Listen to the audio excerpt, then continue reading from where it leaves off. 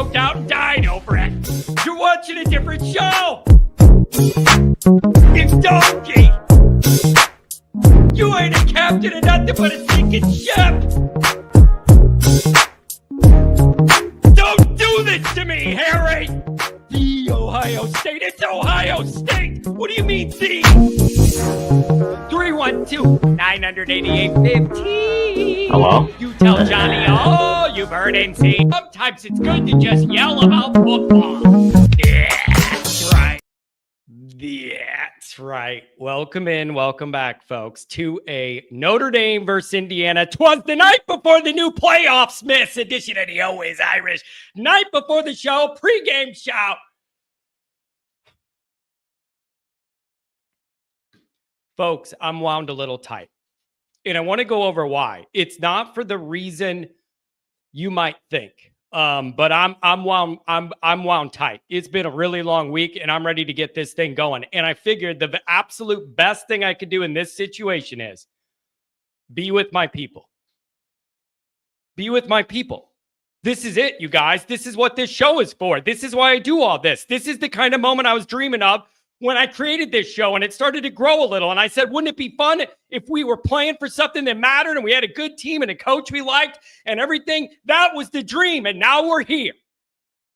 Now we're here.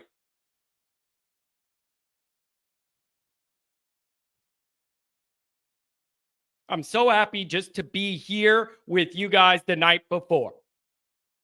And I want to know what you think. I want to know your excitement level, your anxiety level, whatever it is. I want to give you guys a chance to call in and talk about it. 312-900-8815. Dial it up. Sweaty Mike, you're being creepy already. I love to have you. Sweaty Mike, how's the dad life? I hope you're getting some sleep. And you know what? That's another good point. I hope none of us get any sleep for like another month. Keep this thing going. This is just the beginning. All right. Here's what we're going to do. We got a little bit of an agenda. And so I want to get through a couple things. This is such a unique night and such a unique show that there's just some specific things I want to hit on that only apply to this moment. And so I thank all of you for being here. I know it's an odd time, but the game's on an odd day. So we're going to do this now because of the Friday thing, and we'll go over the schedule for the rest of the content after the game, whatever. People on hold, I'm going to get to you. It's not too loaded right now on the phone lines. If you're on hold, you're going to be on the air.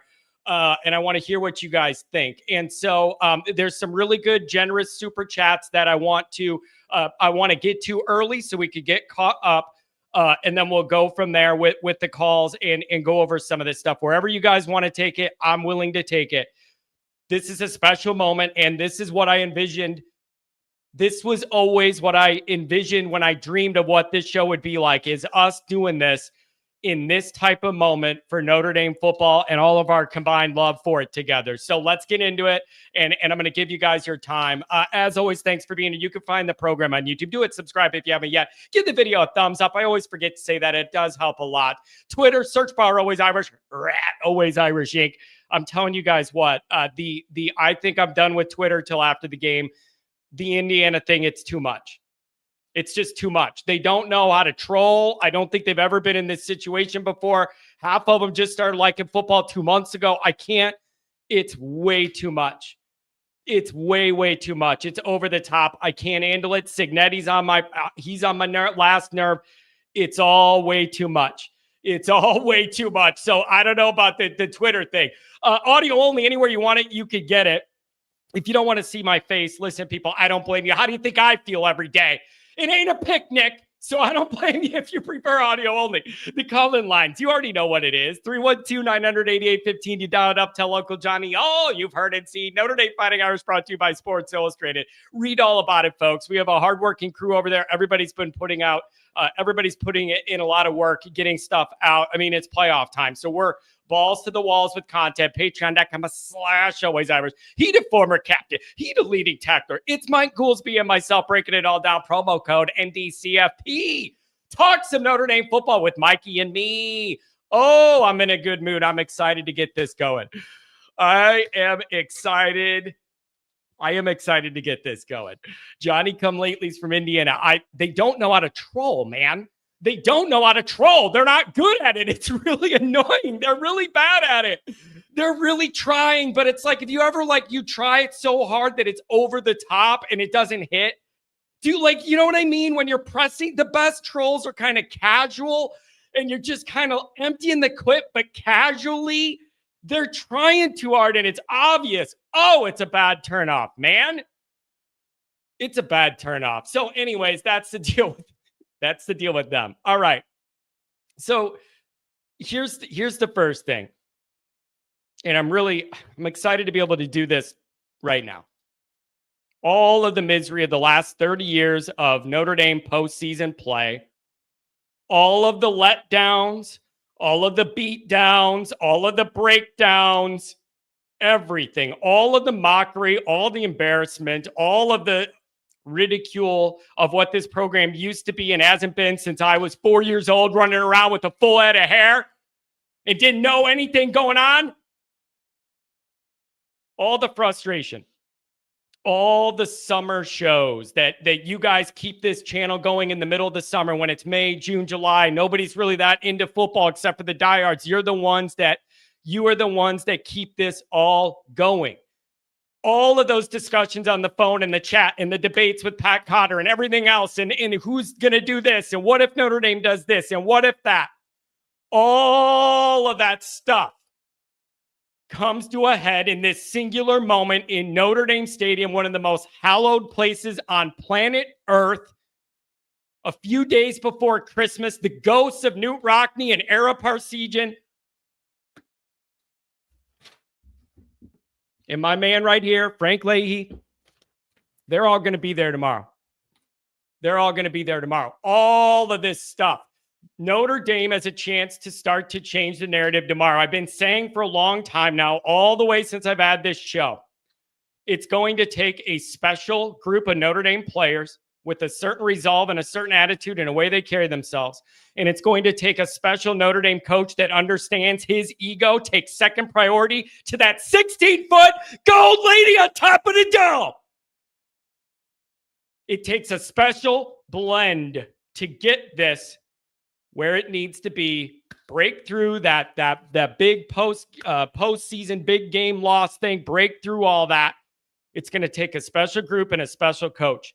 And I want it to be these players, and I want it to be Marcus Freeman. Life has not been easy on Marcus Freeman since being here. I understand that's what you sign up for. I understand it's hard to win. I understand all of this, you guys. Life has not been easy for Marcus Freeman since he's been here. And all he's done is carry himself with class and dignity, take the shots when they're warranted, take some shots publicly for things that aren't even his fault. He's done it all above board with class, dignity. The guys want to play for him. The guys love him. Good coaching staff. Let's go win something. Let's go win something. This is your chance to start changing all of this stuff that has plagued us, that has worried us, that has cut decades off my life. This is how you start to change it, is in this moment. So a couple notes for me. Let me check the phone lines. Let me see. Dr. John puts in the chat that he's driving 20 hours through a blizzard or something to meet me at Notre Dame tomorrow. For God's sake, quit tweeting in the chat and drive.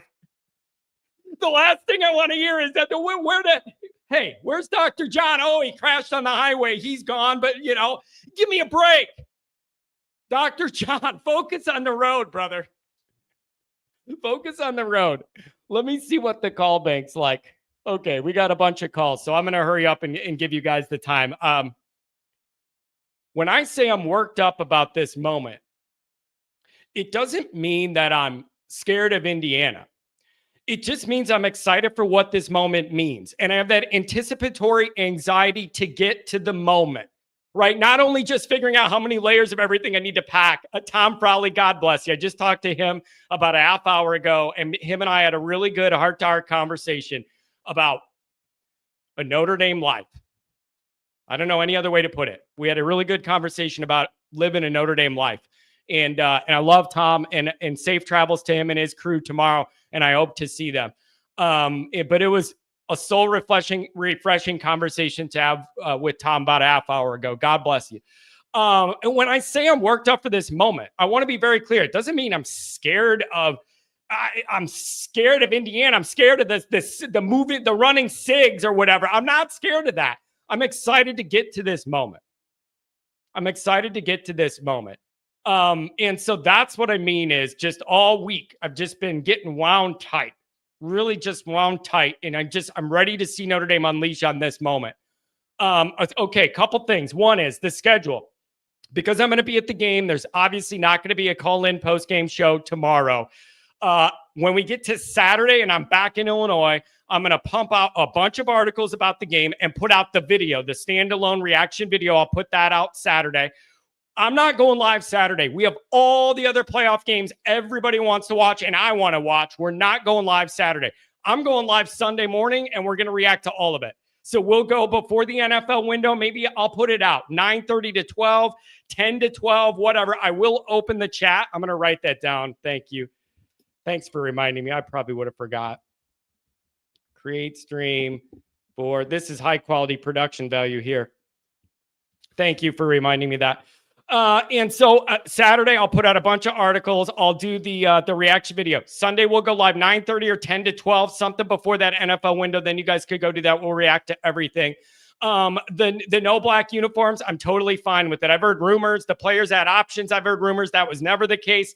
I don't know how that story took off from 0 to 1 million. I have no idea how that happened. I did a show asking if it was going to, not saying it was going to be, but I didn't delete all my accounts. Asking if it was going to be all black. And I said, if you're going Grim Reaper, you better make sure you reap.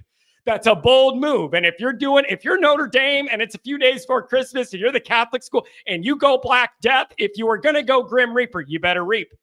But I love the gold. Give me the accent. Make it brighter, whatever you want to do. Are we getting rid of the poop colored pants? Like, remember, I always laugh. The whole Charlie Weiss era, man, just brown just brown helmets, brown bottoms, just brown in your underwear when you watch the game. Just bad. Give me as bright a gold as can be, reflected in the snowflakes, reflected in the night sky. Maybe Rudolph's nose will shine through or something, whatever. I like it. So that's going to be the schedule for what we're going to do this weekend. Very just a unique schedule. And we got to adapt to it. Here's something else. Multiple people have reached out to me about getting Grotto candles lit for some of their people. Everybody has their own reasons. Some of them have been shared on the radio show live to everybody. Some of them have just been people messaging me or emailing me. Always good to have Rudiger in the chat. Rudy, we'll be thinking of you and your family tomorrow. You'll be there in spirit in the North lot with all the Always Irish crew. So always good to have a Rudiger in the chat, especially on a day like this. And so everybody that reached out to me about getting a candle lit, I've made arrangements and I'll be able to do that. So if you emailed me or you reached out to me or you called and asked about it, I will make sure that at some point tomorrow that gets done for the memory of your people or, in honor of whatever you guys have going on, need a prayer. I'd like to think they count a little extra given what's going on in the moment on our hands. I believe in stuff like that. Maybe it's silly. Maybe that's just the, Catholic schoolboy in me, but I'm just saying that kind of stuff matters a lot to me. So I want everybody to know if you reached out about it, I got you covered and I have something planned for that. Okay. You'll get your prayer. Here's the final thing. And then I'm going to do super chats. Then I'm going to give it to the callers. I hope you guys understand. I'm not trying to give a huge monologue presentation here. This is just a very unique situation, a very unique day and moment. I mentioned this a minute ago, only because I saw Tom in the chat and I wasn't expecting it just because I know he's preparing for the trip tomorrow and all that. The amount of people that have reached out to me this week in the last few days about this game and this moment and this whole Notre Dame life, but without even mentioning the game, has been really, really touching and telling to me. I've had a lot of people call me in the last few days that I usually don't talk to on the phone, text kind of guy, save my voice for yelling on the morning show, whatever. I've had a lot of people reach out and either just make small talk or say they value our friendship or this environment or whatever, or this community and whatever. I just want to say that means a lot. And it just shows me, I just had some people call and be like, John, I love this group. I just love this group. I love this moment. Just wanted to say that. See, I'm going to the game. Safe travels to everybody going to the game, by the way. But it's really just been eye-opening to me, the amount of people that's reached out. This means so much to so many people. And it isn't just, hey, let's go win a football game. It's so much more. This means so much more. This is all so much deeper. This is all so much deeper than just a Neanderthal football game. Let's see who can hit each other the hardest. There's a lot tied into this. And I want this badly for Notre Dame fans. And I want this to be a moment we'll always remember for the good reasons tomorrow. So those are kind of the main things I wanted to say. Let me do the super chats, and then I'm going to go to the calls. We got a bunch of callers. I'm doing the timer. I got to do the timer and keep it moving. It's the number one complaint I've had about this show is that I just let people go too long or I'm too nice. People don't get the hint when I give them the hook. When I say anything else on the way out, that doesn't mean 7 more minutes. Like, okay. If you're a morning show regular, you know what I'm saying. I'll be like, anything on the way out, and it turns into another dissertation. I'm like, that's not the way out. That's you coming in. I love this place, man. Where is Omar? He's probably making my bed or something in the other room. Who knows? That guy loves me more than my family. I've never met Omar. That guy, he gives me more compliments than the people I know in real life. I love Omar. I'm going to pay Omar to just follow me around, make me feel good. And I've never met the guy. He just showed up here one day. I have no idea who this guy is. He just showed up. And John, your hair's looking good today. John, did you lose weight? Are you getting in shape? I love Omar. I don't know where he came from, but man, what a guy. That's the number one complaint I've had is I go too long. So we're going to go quicker on the calls, and we just need to get to our main points. As I go on for a half hour, I understand. I know. I got problems. $50 holler. Donnie White. I can always count on Donnie. Fortunate enough to meet him and the family at the Hartman signing / all the married women in line were willing to risk it all autograph session. I don't know what else to call it, man. He was looking good. He was showing off them thighs, baby. He was showing off them thighs. Yeah, I noticed. You could not notice. $20 holler from the commander. It's time to kick anus. I'm with you on that. Slip Mahoney, $20 worth of money.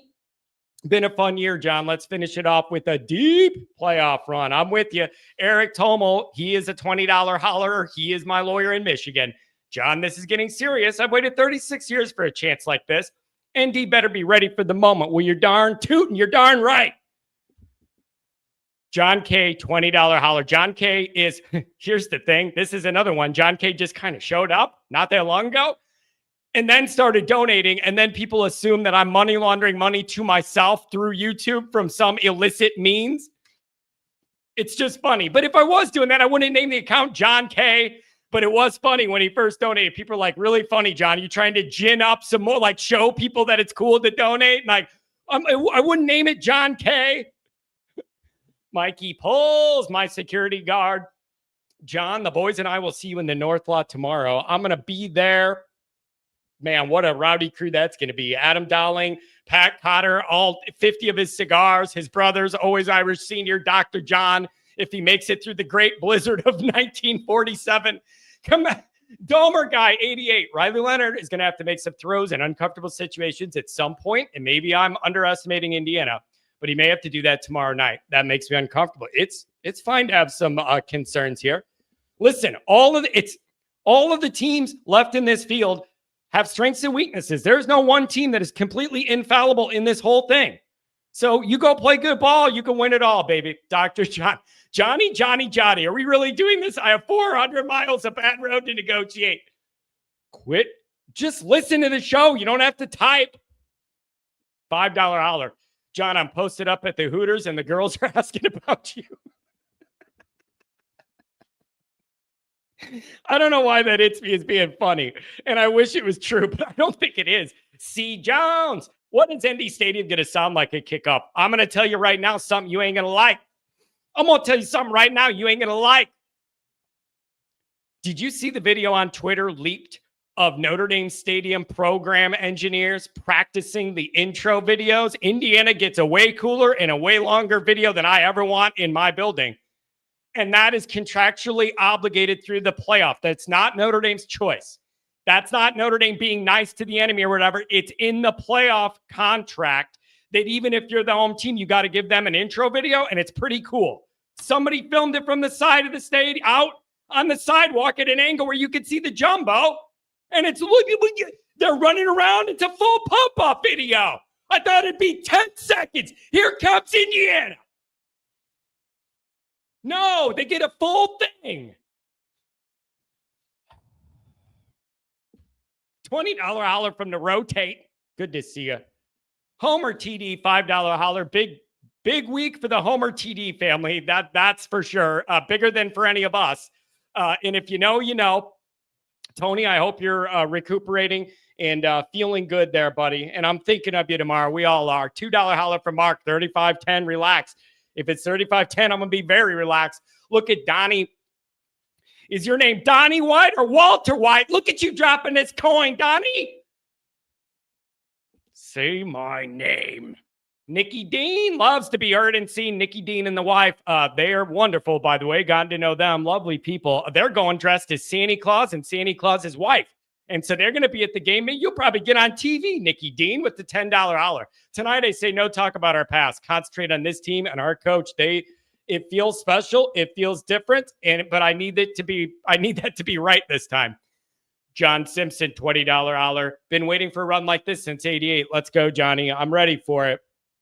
I'm ready for this moment. I got some of them socks. You hit a button and they heat you up. Yeah. Bro, you guys know the way things go for me, man. Whatever could go wrong, go wrong. I got these nice socks with a little box, and you hit the button, and it heats up your feet. Watch. I'll be the first person of all time to have one of these short circuit and light my pants on fire or something at the ball game. Just wait. I'll be looking like Marv on Home Alone 2. Ooh, it's going to be, I'm telling you, it probably happened to me. Mike, $10 holler. Can't make it to the game, but you may hear us tailgating from Ohio. There you go. Go Irish, the Digger. I got to meet the Digger at the last tailgate, and him and his crew are fun, man.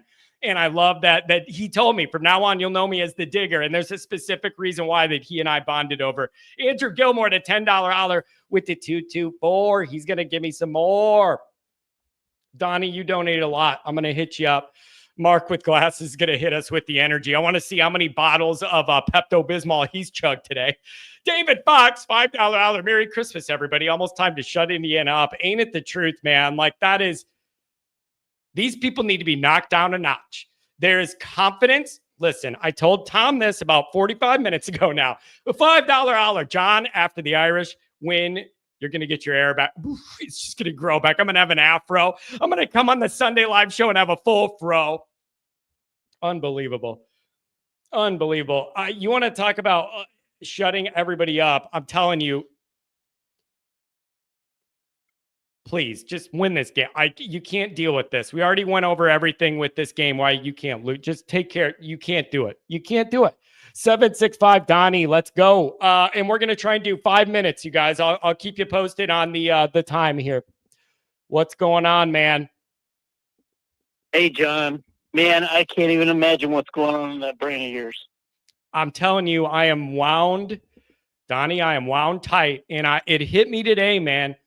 This is literally why I built this channel, for this moment, so that all of like us could be together and enjoy it and stress together. And like, this is it, man. And there's been a lot of rocky times, and we're finally here with the chance to start to change the narrative, and I'm excited. Well, you should be. We all should be. Hey, John, I'm glad you brought up the Catholic schoolboy, and you kind of led me right into my segue. Perfect segue to what I got to say here. I want to tell a quick story, and then we'll get into what I want to talk about. Quick story.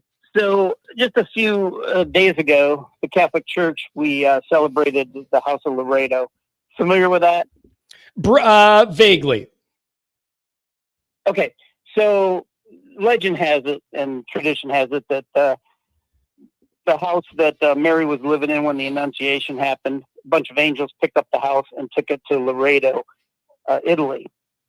well, years later, the archaeologists were out there looking at it and everything, and they found a coin that was from the Angeli family. Now, Angeli means angel in both Latin and Greek.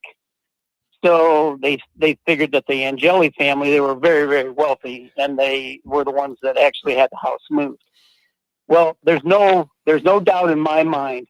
This is divine. This is divine, John. That lady on the dome has Steve Angeli on our roster. If only he's on the roster, he's here to help rebuild the house that Rockme built. I see that connection. So here's what I want to get into. You know, I live down here just outside Indianapolis. Yeah. And I am so, you know, when Michigan lost to Indiana, I was telling you about, you know, the Hoosiers. They're my second team I root for. And I'm telling you what, this coach and that team and all these bandwagon fans, I tell you, Indianapolis has the worst fans in the world. I grew up in South Bend. I'm a Packer fan. Colts weren't even here when I was growing up, right? They were still in Baltimore. We used to come down on bus trips to fill the RCA Dome because nobody would go to the games because they sucked, because they had George and, you know, Hairball. They had all them bad quarterbacks. We used to take bus trips down here to support Indianapolis. Now you can't even go to the game because they're winning, you know, but Manning was there. $100 to park in the parking lot. It was ridiculous. But anyway, all these bandwagon fans down here, because I'm an hour and a half from Bloomington. There wasn't 12 people last year that claimed to be an IU football fan. I know. Now there's red all over the place. I know. John, I'm so sick of it. I rooted for him. And that coach, Signetti, man, they better smoke it up their ass. I appreciate the total flip from a backstory of Catholicism to this, Donnie. It's the best transition you could ever give on a night like this. I love it. You're hitting across the board, man. You hit that part, and now you're nailing this part. I love it. You're cooking tonight, Donnie. I love it. I'm just sick of these fans. Dude, you couldn't, on one hand, my daughter went to IU. She goes, Dad, I'd never go to a football game. They totally suck. But I'll be at all the basketball games. Yeah. Absolutely. It just feels wrong. Donnie, it feels wrong. It just feels like you should have to be a diehard, longtime sufferer to get a big payoff. And nobody likes it when a Johnny-come-lately shows up and acts like they have all that scar tissue when they just kind of started caring. Like, it all just rubs you the wrong way, and they are loud. Social media is a disaster. They got all the Jesuses with smoking cigarettes. They got Signetti on touchdown. Jesus, I mean, they're doing the whole thing. They're doing the whole bit. And oh yeah, I'm glad that I'm from the state that they invented the towel. Yeah, I got that too. I got that too. It's like you guys are copying us. Yeah, you invented towels. Like, I don't know. Donnie, I want to talk about the game. I think the Steelers who are the ones that come up with the terrible towel. But anyway. I don't want to get through this call without talking a little ball. You got to give me some football on the way out. I appreciate the deep thinking stuff, but you got to give me a little something. How do you feel about this game? Oh, dude, it's going to be 31-17 Irish. Oh, I like that. Man, I like that so much. I love it, Donnie. There's no way IU's going to even stand. And everybody down here is, they're all, they're doing the sports betting, and they're going with IU. Oh, it's going to be, they're going to smoke Notre Dame. And I'm like, come on, get real. You guys haven't played anybody. Oh, and you're playing with, 3 stars that you got from James Madison. Well, Notre Dame's got to prove it, man. Only the talent level. All this stuff you're saying is accurate, but Notre Dame's got to go prove it, or it all means nothing. I love your prediction.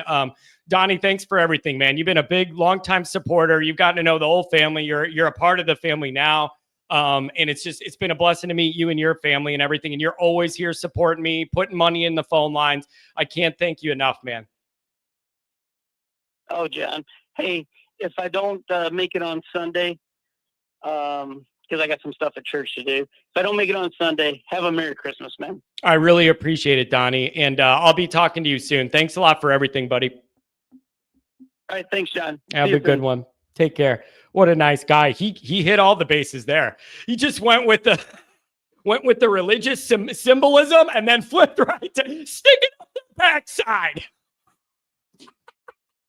What a flip. I love it. All right. I hate doing this 31 minutes in, but you guys all know I have a sinus infection. Maybe that's why I'm goofy. I'm hopped up on that Advil cold sinus, bro. I need to go blow my nose, and then we'll see what Mark with glasses thinks. I got Andrew Gilmore. I got I got Big Pete. I got Pistol Pete on the lines too. Stay tuned. Entertain yourselves. Just not too much. I don't know if I trust all of you.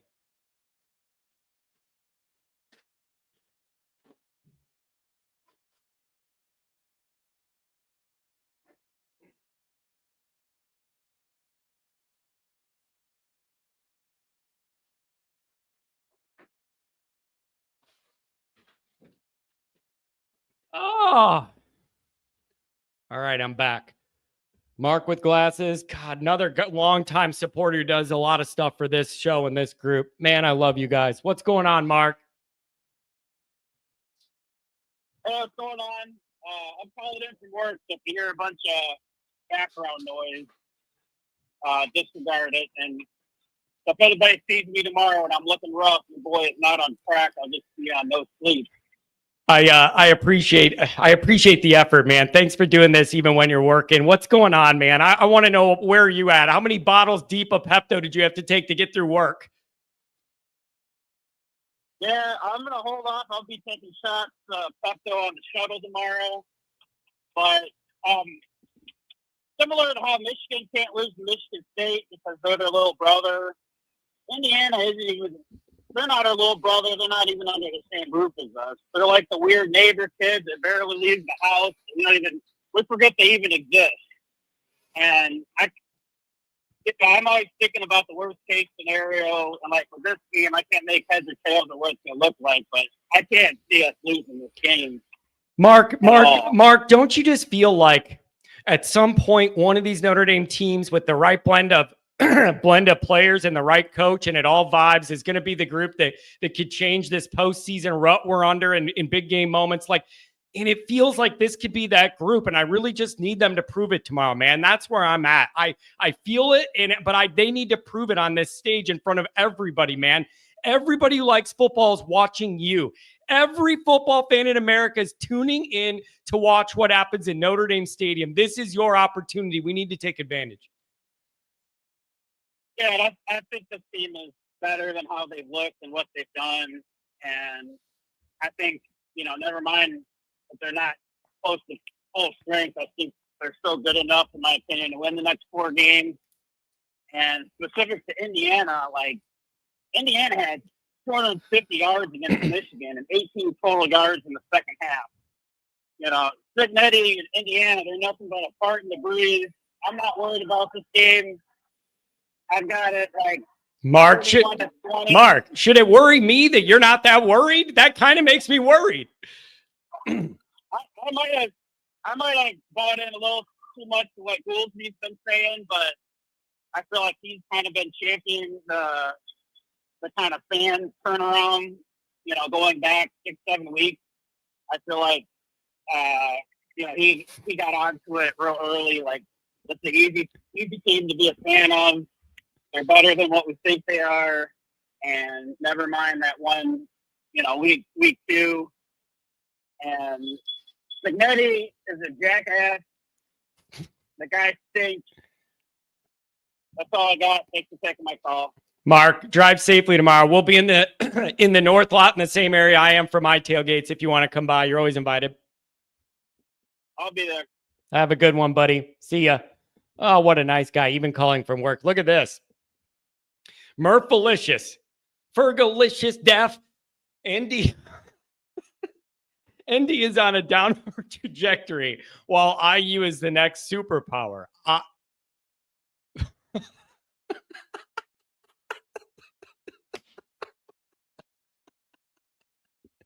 I'm telling you this right now.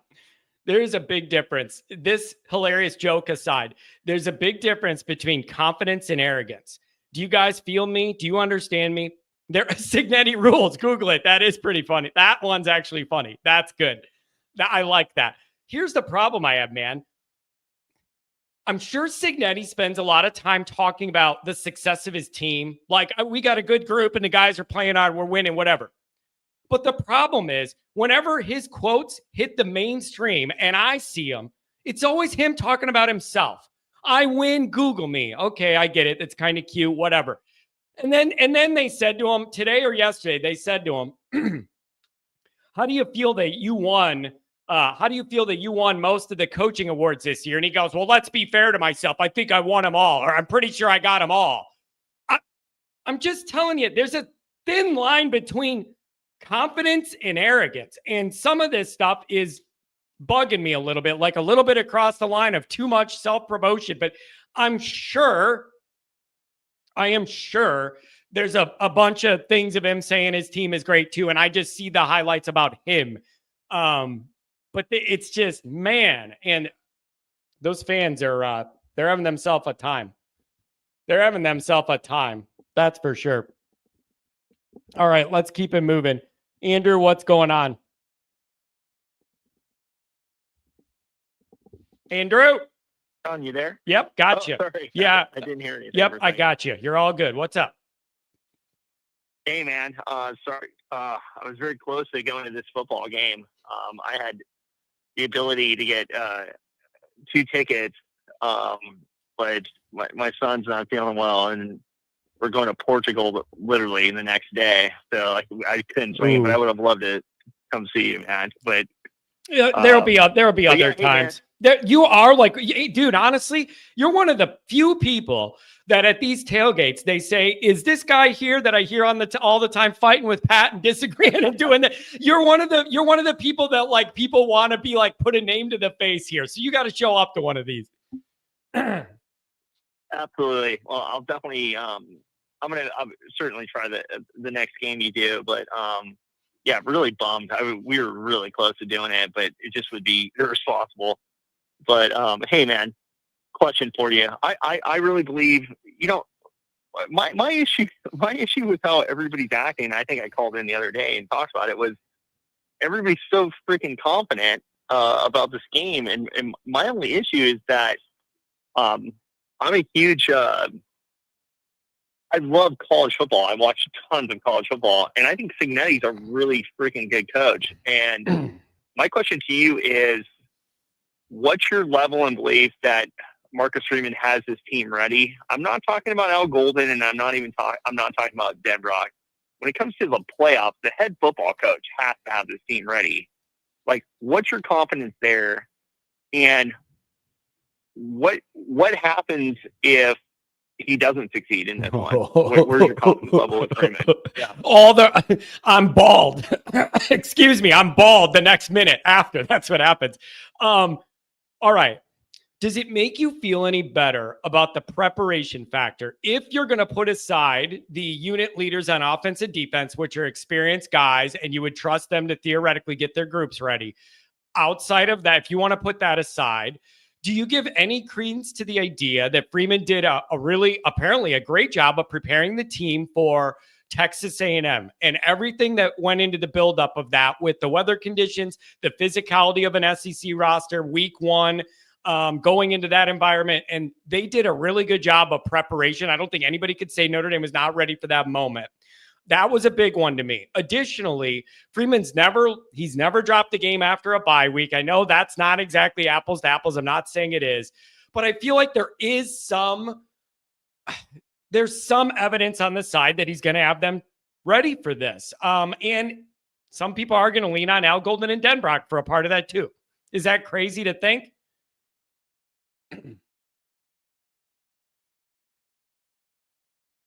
Where'd you go? Where'd you go? Are you in Portugal already or what? That's very disappointing. That's extremely disappointing. Give me a call back if you want. Nikki Dean loves to be heard and seen. That's very disappointing, right when we were getting into it. Santa Claus, are you on the air? Heck yeah, I am. I'm getting ready for tomorrow. We're leaving at 10 a.m. from Columbus, Indiana. North lot, here we come. Are you really going to, are you really dressing up as the Santa? Are we really doing this? You and the wife, the Mrs. Claus, Santa Claus, are we doing it? Why do you ever doubt me, John? I know. I can't wait to see it. 2 Santa Claus outfits off of eBay or Amazon last week. They're in the bedroom right now. Telling you, you're going to end up on TV. You do realize there's a good chance you're going to end up on TV. They are going to find you and zoom in, and it's going to be great. They really are. I hope so, because I got an Always Irish bandana that we got at the last Blue Gold game that I'm going to have on my arm. Oh, I like it. I'm going to make sure that gets on TV. Oh, I like that a lot. So what do you think about that? Oh, I think I love it. Nick, let me ask you, man. I know how you feel about Notre Dame and how special this university is to you and your people.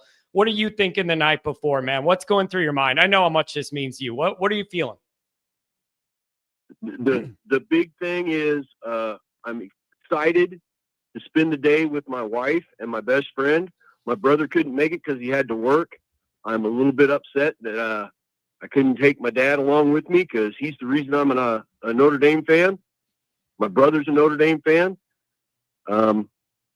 But, it is what it is. And I got a bone to pick with Andrew. He seems so negative on Freeman all the time. And he seems so negative on this team all the time. Can he just let us have one night of hope, please?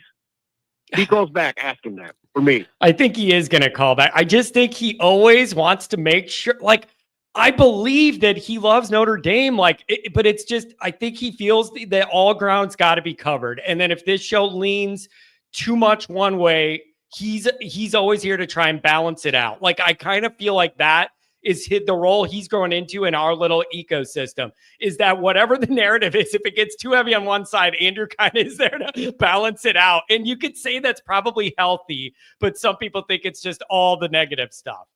Eye of the beholder situation. I think he's like, we could win the national championship this year. It's not out of the realm of possibility. We have the third highest possibility to win it by ESPN FPI, for whatever that's worth. We could win the national championship, and I think he'd still be negative. Well, Freeman didn't make the right call on this play. Freeman didn't do this right. I would like to think. I would like to think even he would be happy. On, dude. I like Andrew. I've met Andrew. I like him. Just let us be happy for a little bit, dude. Just a little bit. Yeah, I hear you. Listen, I understand the concern. I've had people bring this up to me.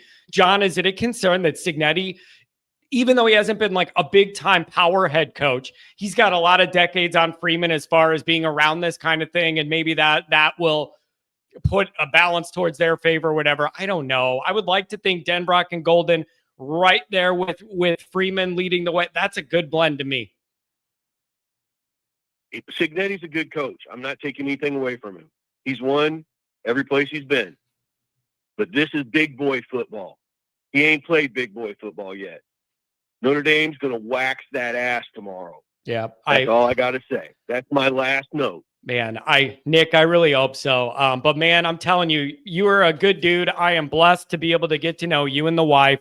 I still do look at that book of her writings that you gifted me at one of the tailgates. You guys are wonderful people. I hope I get to see you tomorrow, and safe travels. Anything else on the way out, Nick?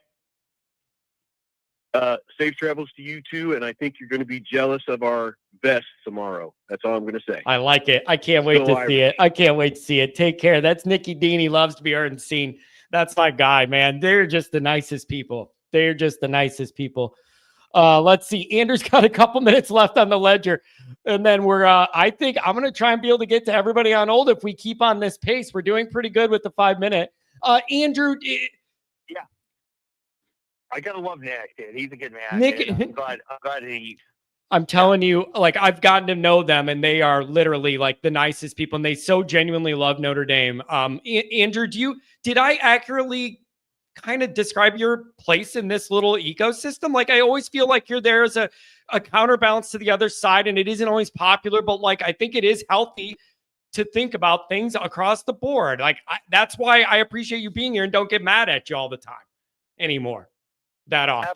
Absolutely. And and I would just add, and I was talking to a good friend of mine who is actually fairly prominent in the Notre Dame universe, and we were talking about how like my standards have not changed. You know what I mean?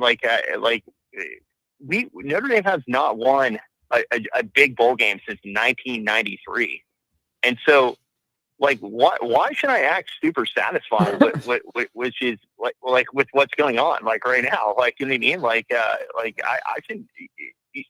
And it's bizarre to me too, like how some fans are like totally satisfied with how things are going, and then can be like ultra critical of Brian Kelly, who took the team further. Technically, I mean, there wasn't a 14-team playoff at that point, obviously, but took the team further. So it's like I want more. Like, I'm not going to just sit here and be a cheerleader and say that everything's going great.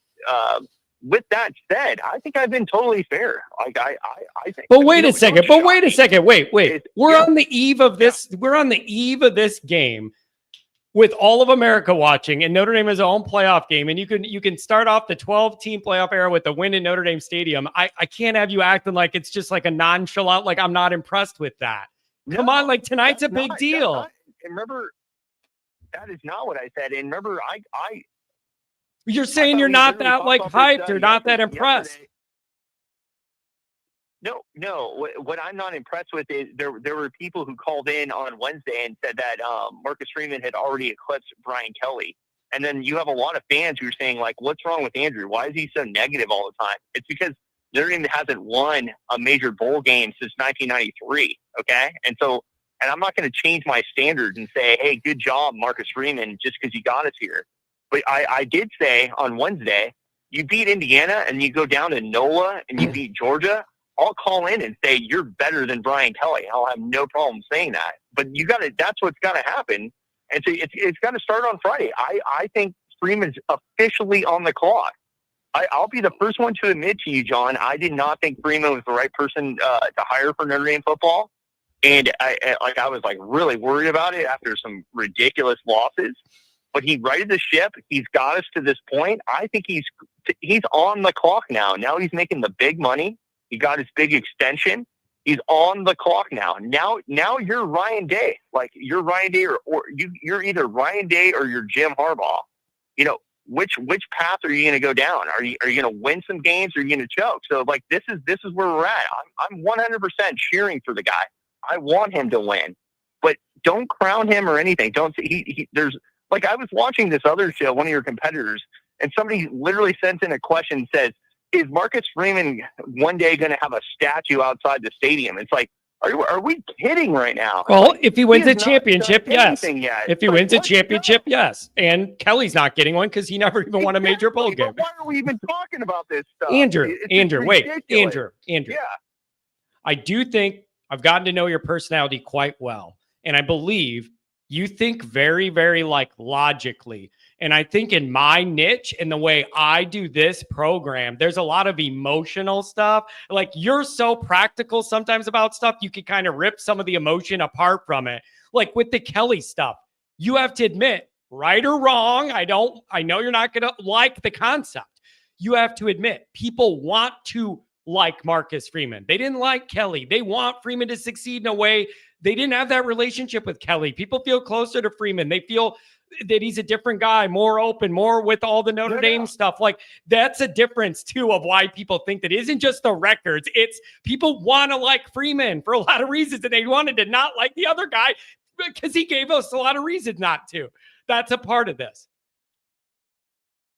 Absolutely. I want to like Freeman. That's the funny part about this but I'm not going to crown the guy before he does anything. That's what pisses me off. But am I doing that? Am I crowning him with anything I did in like my monologue and everything I'm talking? I don't think so are you, who's it directed to? Social media or some of the callers or what? Yeah. Well, I will say, you do like him a lot, but I'm not going to say you crowned him or anything like that. But I will say, to half your callers to say that literally on Wednesday, you had two callers that say that he'd already eclipsed anything Brian Kelly did. And I think that's really kind of on its face, not factually correct. And then like I'm a member of multiple message boards, and there's like just this insane. I think that Freeman really benefits so much from like Kelly hatred almost. It's like they hate Kelly so much that they want to like. I think that's a part of it. I think that's a part of Yeah. it. It's all a part of it. Dude, people are just excited now, Andrew. Freeman hasn't done anything. Andrew, He has not done it. Like literally, he has not done anything. Friday is the start of something. If you beat Indiana, who I think is a really good football team, then let's talk. I mean, right now, his biggest win, in my opinion, is Texas A&M, who was an 8-4 football team, pretty much the same 8-4 football team that Jimbo Fisher had for like 6 or 7 years. All Jimbo Fisher did was go 8-4. That's what Texas A&M ended up being. Andrew, in a I just don't think this is his best win. I just don't think tonight's the night for that. I just don't think tonight's the night for this discussion because the whole thing is like everybody's like coming together, it's just like, dude, this is a huge freaking game. How dare everybody come together and be happy one night and have hope that we've never had before? How dare you? I will not allow. You're about hope. We all have hope. I mean, like if you don't have hope, like I don't know what to say to you, man. Oh man, it's more of this is not a coronation. Is all I'm saying. This is a really tough football game. We're going to learn a lot about our head football coach, and I think a lot of our fans, like on your channel and on the Blue and Gold board and the multiple other boards I've had, are getting ahead of themselves a little bit. I don't think we know enough about this Notre Dame football team. They beat Texas A&M and they beat Louisville. Those are their two big wins. You know, then we coasted in our schedule. I think that this is arguably going to be our toughest game of the year. I'm not sure how I feel about this game.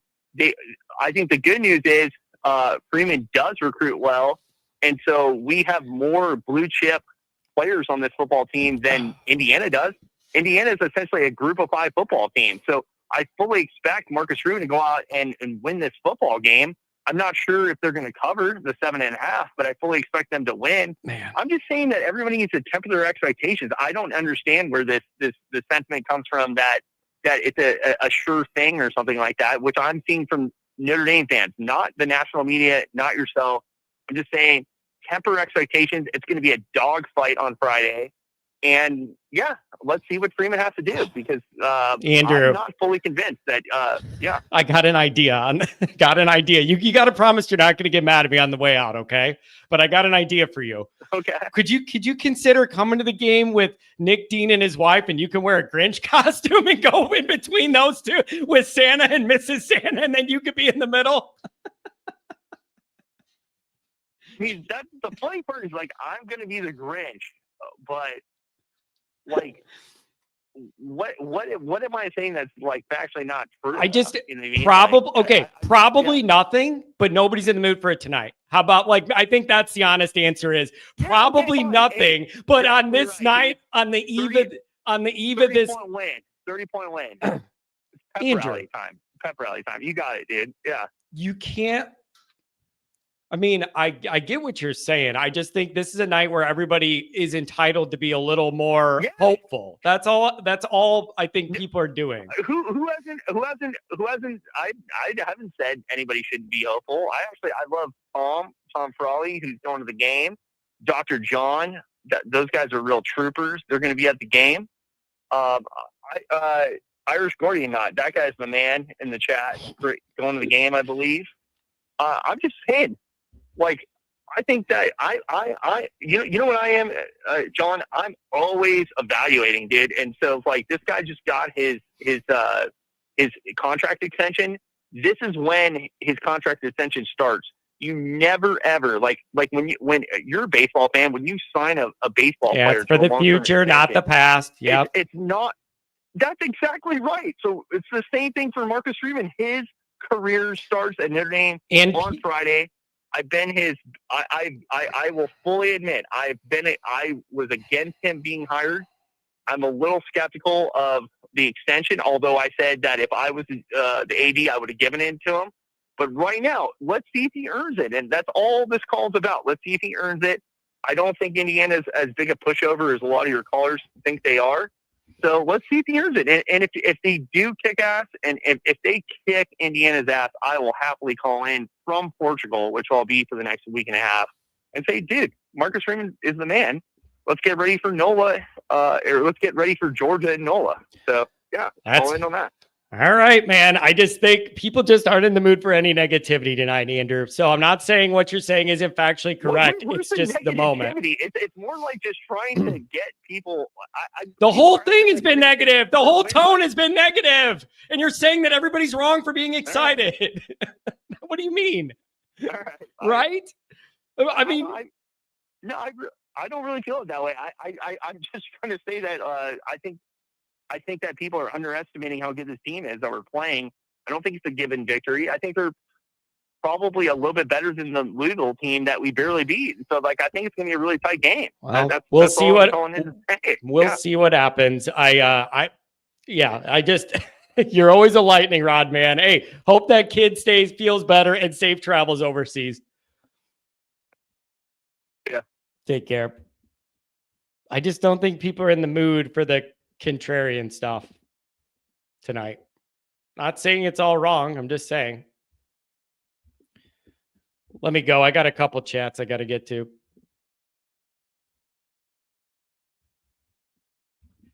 $5 holler, David Fox. Merry Christmas, everybody. Almost time to shut Indiana up. $5 holler, Mark. After the Irish win, you're going to get your air back. I think I did that one. I don't want to miss anybody. Willie B. Artigan, $5 holler. Let's go, Irish. $5 holler. Prime, we must put boot to ass tomorrow night. Well, let's see what happens. The 80s guy, $5. Indiana will be back to bottom feeder and losing to all the other Big Ten schools except for Northwestern next year. Yeah, but I need to beat them tomorrow. That's the problem. That isn't going to do me all the good in the world. I don't disagree with this. I think it's a compliment. This show might be the most unique group of people on the planet. It's hard to disagree. $2 holler for Rodney. The day of reckoning is upon us. Indeed it is. WPP, people are... Andrew Gilmore speaks wisdom. Young people should keep silent and listen. Average IQ of this chat rises when AG speaks. WPP, man. I don't know how popular that comment's going to be, but at this point, I don't think you care. I don't think you care. It takes all kinds when you do one of these shows. You never know what you're going to get. Oh, you never know what you're going to get. Pistol Pete, what's going on, buddy? John, how's it going? It's going great, man. So are you near South Bend? What's the plan, Pete? I know you're going to the game. Yep, I'm at my hotel in Plymouth right now, and was on campus a little while ago, I should say, and looking forward to tomorrow. What's the energy like, Pete? I saw a couple people said that they were on campus. There's already more people around, and that you could feel some energy. What's the vibe? What did you pick up? You go to all the home games, so I trust your gauge and judgment kind of on what the vibe is. What are you feeling other than cold? Well, I mean, it was the line was pretty long for a Friday or for the day before a game in the bookstore, so that was good. I didn't really feel a whole lot of people on campus. I mean, when I was outside, but then again, it was at nighttime. So, I thought of an idea here too. I mean, obviously, I've said before about how you would be a good one to have in the locker room to fire up the team. Now, you've heard how at Clemson, how they touch Howard's rock when they come out on the field. Yeah. Well, let me see here 1 second. You got to show that book here, John. Show that book. Oh, there we go. We got the Frank book. They should come out of that locker room and touch that book. I like that. I like that a lot. Anytime you could get a touch of Frank in you, you're off to a good start. Pete, what do you think of the ball game? What do you think the key to the game is? I'm looking at this Notre Dame rushing attack, averaging almost 225 a game and them giving up 70 a game. Something's got to give. This is going to be, this and us and Ohio State are going to be the best offensive lines they have faced all year. We're not UCLA. We're not Maryland. We're not the bottom feeders of the Big Ten. where I think we will be able to run on them. And I don't think their offense, while it is probably good, we're also going to be one of the better defenses they faced all year. Yeah. I think if we don't turn the ball over, we should win this game. Yeah, it's it's going to be really, really interesting. I think Notre Dame being able to run the ball the way they want to, north-south, if they could move Indiana, then I think that really helps Notre Dame seize control of this game. And if they can't, then it's going to be a challenge. And if you need to start throwing the ball around in your Notre Dame, it's going to be a challenge. And you know what else, Pete? If you have to rely on a field goal, that's also going to be a challenge. So I don't know what to tell you. That still is a concern to me, John, that field goal kicking. Yeah, you can't let it come down. You got to pray it just doesn't come down to that. So whether that means you got to go for it on 3rd and 4th down to get a first in the red zone, whatever you need to do, you need to do. You didn't come this far to have a kicker that isn't out the lose. I can't handle it. I would rather die with the offense. I went and lit 2 candles at the Grotto earlier today too. Well, that's it. That's a good move. That's a good move, Pete. Listen, this is a big moment, man. Well, you talked a while back about wanting to see Rudolph. You wanted to see Santa. You wanted to see Frosty. It's true. Well, this is our moment that we get to do that and spend our time watching the first home playoff game in the history of Notre Dame Stadium. And hopefully this will be the beginning of a season where we win it all and you won't have to say, Dad, you're going to have to live forever. Yeah, it would certainly be nice, Pete. And but you can't win them all until you win the first one. And this is a big one tomorrow. Right. Pete, I want you to enjoy yourself, stay warm. Anything on the way out, buddy? Well, any chance you'll stop by my friend's tailgate tomorrow, even for 10 minutes? It's right by your favorite statue on campus. Yeah, I'm going to be in that area. It'll depend a little bit on the time. We'll see how soon I get in. I'll reach out to you. I'll shoot you a text if I can do it. Yeah, right. Appreciate it, Pete. Have a good night, buddy. Sleep tight, and then it's football time tomorrow. Look at this new person to the show. Big fan, apparently. Mike G. Dude, this show sucks.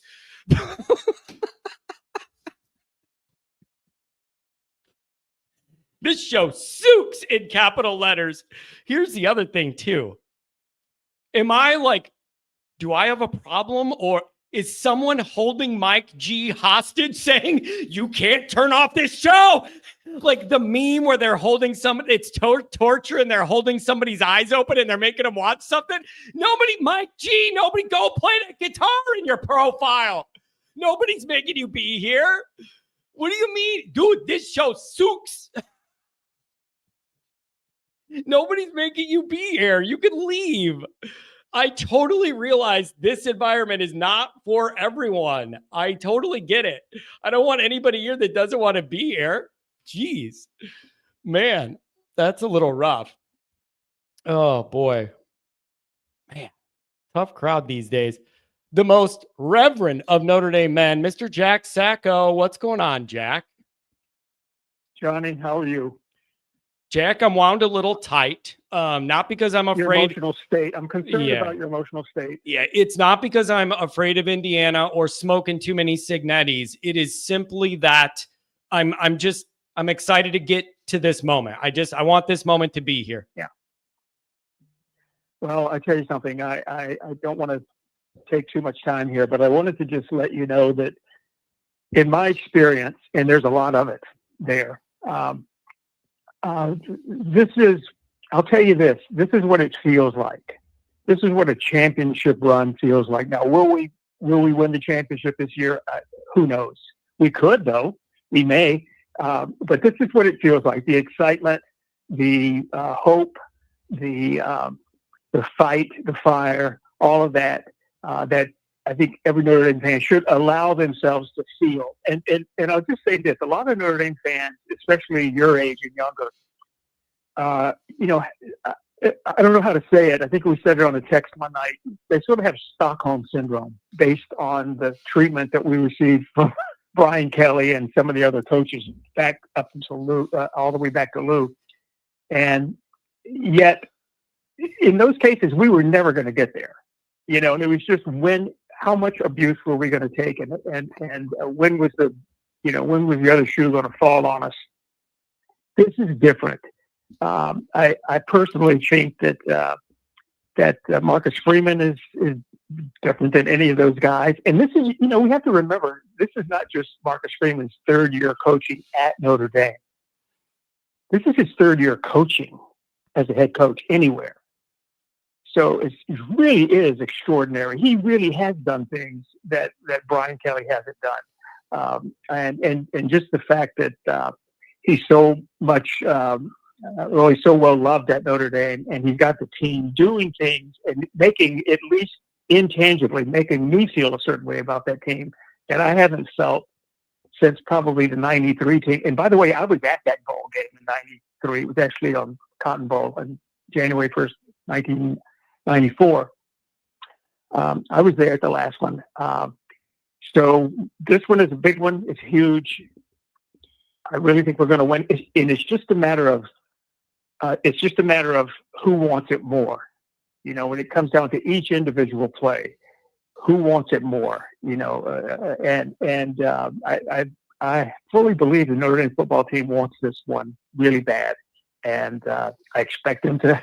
I expect them to execute. I expect them to come out with a pretty good victory tomorrow. Yeah, Jack, you and I have talked a lot over the years, and our drives from Midway Airport over to Notre Dame, we have a lot of time to think and talk all things Notre Dame. Yeah. And one of the themes that we've talked about is, one of these Notre Dame teams and the blend of player leadership and talent and skill with the right coaching staff and the right head guy. One of these groups is going to put it all together and really get Notre Dame going in the modern era of football. And I want it to be this group. But like Andrew Gilmore did say, I do agree. You got to prove it in these type of moments. And I want it to be this group, but you got to go prove it. And it all starts tomorrow. So I want them to be the group, but you got to go take this.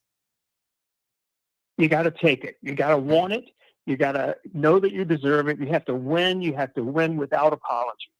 And this is what it is. This is the way of General Patton. You take victory. And this is the way of all champions. This is the championship mindset. This is the way of Frank Leahy. This is the way that this is the way of Notre Dame. It's just that it hasn't happened for so long. There are a few of us dinosaurs still around, like myself and probably Dr. John and I know Tom. Probably Tom is younger than me, as are most people on Earth. But your dad remembers. I'm more of Grandpa Kennedy's generation. You're not quite there yet. Am I as old as Grandpa Kennedy? Oh, you're not quite there yet, Jack. So. I'm not quite there. So I really want to see another 2 championships because, growing up, I witnessed at least 4 that I remember national championships. And I'm going to tell you, there's nothing like it. But the great news, and like I said, I don't want to stay on too long, as if I already haven't done that. But this is what it feels like to make that run. This is what it feels like, as opposed to the dread and doom and the foreboding that I always felt when some of the other coaches were there. Like this time, I feel the hope that I haven't felt in many, many years. And will we win it? I don't know. It's a matter of what happens. The ball, as Lou Holtz used to say, is shaped very funny, and it bounces in some funny directions. Yeah. But can we win it? Yes. Do we want it? I think we do. And I think the Irish will be victorious tomorrow. And we'll see after that. We just take one game. You can only play one game at a time, so you can only win that one game at a time. So let's just win this one tomorrow. And you only need to win it by 1 point, honestly, from here on out. Yep. Jack, you're right. And I know what this means to you. I know what Notre Dame means to you. And I also, I also know what you mean to Notre Dame. And I mean that sincerely. Notre Dame means a lot to you. You mean a lot to Notre Dame and the Notre Dame community. And that's why they ask you to come and speak and come and be engaged and come and do things on campus. And you're the truest of all Notre Dame men, Jack. It's been a blessing getting to know you the way I have. And so we'll have pizza at Barnaby's next time we're all together. Absolutely. Well, thank you for saying that. I really appreciate it. I tell you what, Notre Dame, there's nothing other than I can say in going out here is that I love Notre Dame. I love everything about Notre Dame. And it's not just the football team because, we could talk about Notre Dame and never mention the football team. And we could talk about our love for the place and the people and never even talk about the team. And then we could talk about the team on top of that. So it's to me, the most unique place anywhere. It's the most unique experience. And it's our ladies' favorite football team. Yep. This is it's going to be a special moment tomorrow night, man. You and I, you're a big Notre Dame history guy, Jack, and this is the latest chapter being written, and it needs to be for the right reasons. I really appreciate you giving me a call the night before, Jack. I'll try and touch base with you tomorrow, let you know the vibes. Yeah, absolutely. Let me know. And I think I heard that it's snowing there now. I don't know for sure because I'm not there. But let's see what happens tomorrow and have a great safe trip over there. Let me know what's going on, and let's write this new chapter and let it be a chapter about victory. I love it, Jack. Take care. The most venerable of all Notre Dame men, Mr. Jack Sacco. Omar, respect the ding. Thanks a lot for this. $10 holler, Irish Eagle. Your show's awesome. You allow everybody to speak unfiltered, even the ones that know they would get booted anywhere else. The real ones, thank you. I can deal with differing football opinions. It's just the other stuff, or when I know it's blatantly disingenuous, or some of the other stuff where it turns personal, that's where I draw the line. But anybody that just disagrees with me or whatever, I don't care. Somebody writes my show sucks, I'm putting it up on the screen. You're the one choosing to be here and then stay here and then write that the show sucks. Something wrong with you, not me. WPP. We're going to put that on the screen. He's saying that there's a lot of co-eds in town and the football players are locked up. Savage Dog, $2 holler, ND by 17. See you in Louisiana. Jay Lamont, $10 holler. OSU missing 2 starters in the O-line versus the Peppermints. A one-dimensional Michigan versus the Peppermints. The Peppermints haven't faced anything like the Irish. Jay, you're going to find out. Something's got to give with Notre Dame's 225 running average, and they're giving up 70. Somebody going to find out they ain't as tough as they thought, right? That's the only way this could go. Somebody's going to find out they're not as tough as they thought they were. That's it. That's this game. Somebody's going to figure out they ain't as tough as they think they are right now in this moment as we sit tonight. James Fulmer, you put a few nice messages. Thank you. I want to thank you for all your shows year round. It's awesome. I really appreciate you. Thanks. $5 holler from Nikki Dean. Is that fair, West Palm Pat? Taking advantage of the situation? Just some advice. Just some advice. The Philly special. I'll see you tomorrow as well. What's going on, buddy? Hey, John. How are you? I'm wound a little tight. We talked earlier in the day, man. I'm wound a little tight. And again, it's not that I'm scared of Indiana. I'm just anxious to get into this moment and see our guys do what they do. Yeah, the wife, we're both very wound tight and nervous and excited, and we got all these emotions going into tonight. I don't know how we're going to sleep. We're ready to get up there in South Bend tomorrow early in the morning. We got so many tailgates and friends, and we're going to make it over to the North lot where you and Adam and Pat and all the guys are at too. It's just, man, all week, all I keep thinking in my head is every single tiny little thing, like what could go right? What could go wrong? What are we going to do? What's the offense going to look like? What's the defense going to do? And I'm ready. I'm ready for the game to get here. I'm tired of playing this game over and over in my head of what could happen. I'm ready. I want the game to get here. Yep. That's exactly where I'm at, man. We're almost to the point where I felt like we were with the A&M buildup, where you're like, there's nothing really else that could be written or debated or talked about or what ifed about. Like, it's just time to see the action. It's just time to see the action. And I want this group to be different, but they got to prove it tomorrow. Listen, Andrew Gilmore is absolutely right. Like, I do understand, like, you got to prove it. And the stage is set tomorrow. That is your first chance. And then we'll go from there. But this team's got to earn it. They got to go take it. Nothing's going to be handed to them. The SIG's going to have them ready. And you got to take this thing in front of your own crowd. Oh, absolutely. And it's not just win or losing this game, John. You're about my age. I'm sick and tired of this crap. Like, this is it. This is literally a pivotal point right now in our program and our program's history for many, many years. This is the game. Go in there, win the damn thing, and it's more than just this win. It's got so much impact on the program. Wasn't just making it to the second round against Georgia. I mean, this is it. You go in there, you throw the darn thing around, and let's win this game. Let's win it. Yep. Let's win it in dominance. The recruits are going to come. I mean, it's more than just one win. We have to have this. This is a very pivotal point for the future of our program, and you got to have this. I feel, and I hate to say this, I've been scarred so many times over my life. Every time I get super confident, I think this is it. This is it. We're finally over the edge.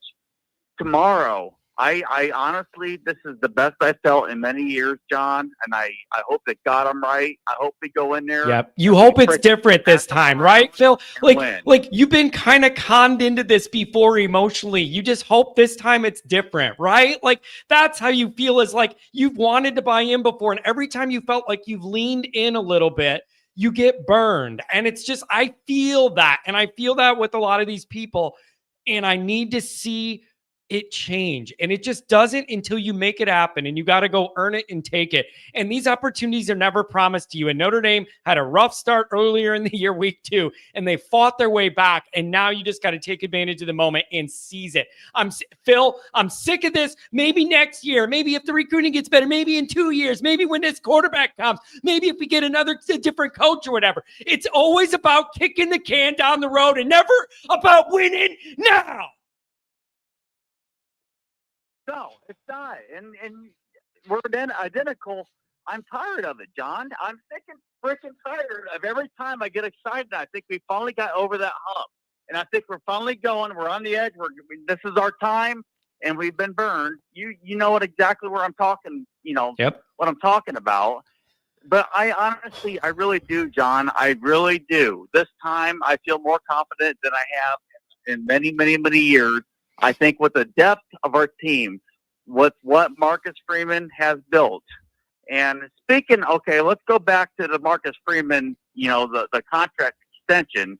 I'll be the first to admit I'm 100% happy. Why the hell would you wait until he goes out and say they go out, they beat this game, they win this game, they beat Georgia, they go on to say the national championship game, even if they lose, he's going to have way more leverage. Why the hell would you wait until he has all the leverage and then say, hey, Marcus, by the way, what do you think about staying here?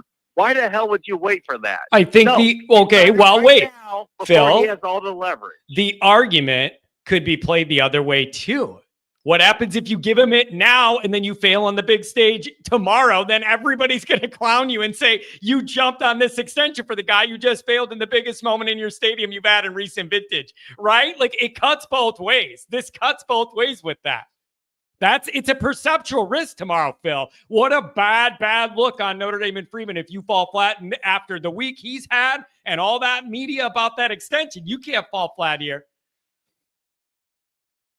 And I see what you're saying, John. I 100% see what you're saying, but no, you got to do it now. You do it now. I mean, look at him. I mean, for God's sake, I could sit here for an hour, John, and we can go back and forth about the previous coaches. I mean, Ty Willingham, Bob Davie, to Charlie Weiss, to lazy ass golfer Kelly. I could sit here and go back and forth about the previous coaches. I don't give a shit. Freeman and the effort he has given into the program and the effort into recruiting and everything he does. And look at the depth this team has. We haven't had depth like this in a long time. And that's because of Freeman's effort to get out there, stay off the freaking greens, and get out there and recruit. That's all that guy does. I mean, hell, he don't even spend much time at home with his family. He brings the family to the practice field and gets them there. He makes the family come to the practice field and to spend time with him versus him going home and make sure he spends all the time with his family. I mean, Freeman gives more effort than any coach we have seen in a while. And I give her, win or lose, hopefully win. But I'm just saying, if Freeman gives 110 or 120% into recruiting and winning and everything into this program, I'm happy. That's all I want. That's all I want. He's a likable coach. The players, I think, are for one. In a long time coming to Notre Dame, not only because it's Notre Dame and they get a great education and a great football program, but they're coming to play for not only that, but for Freeman.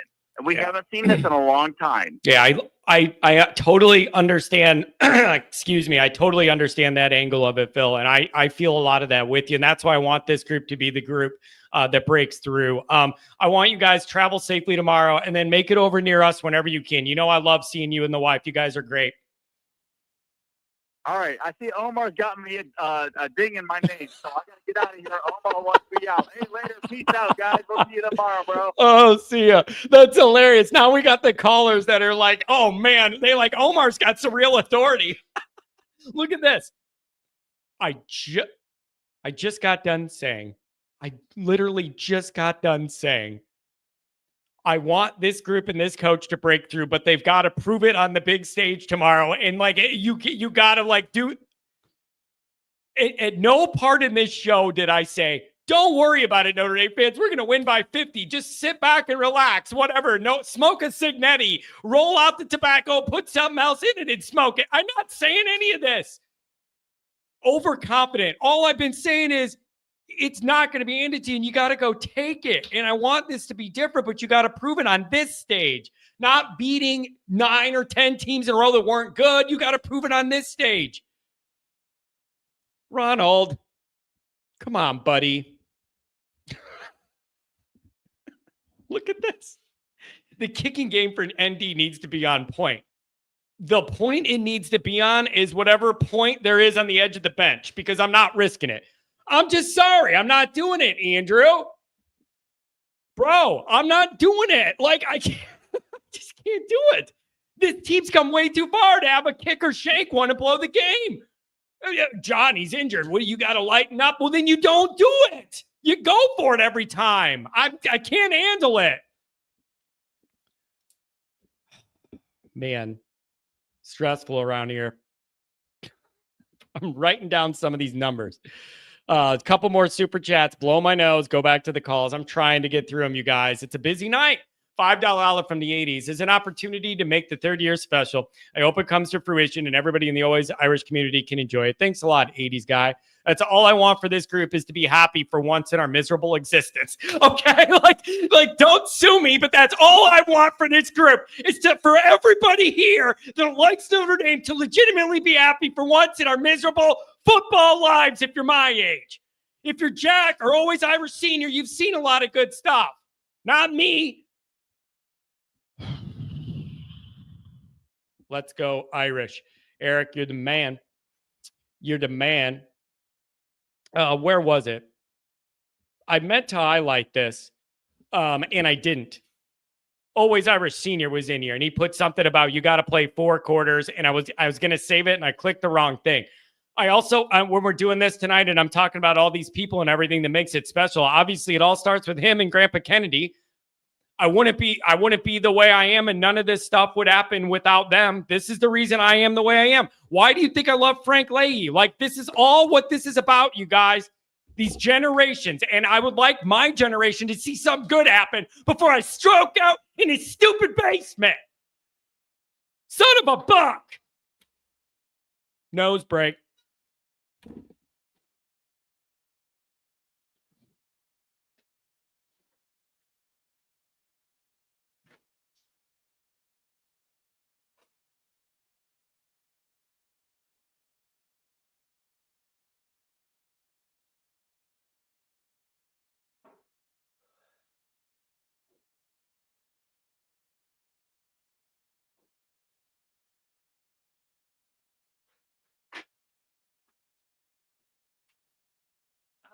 I'm back.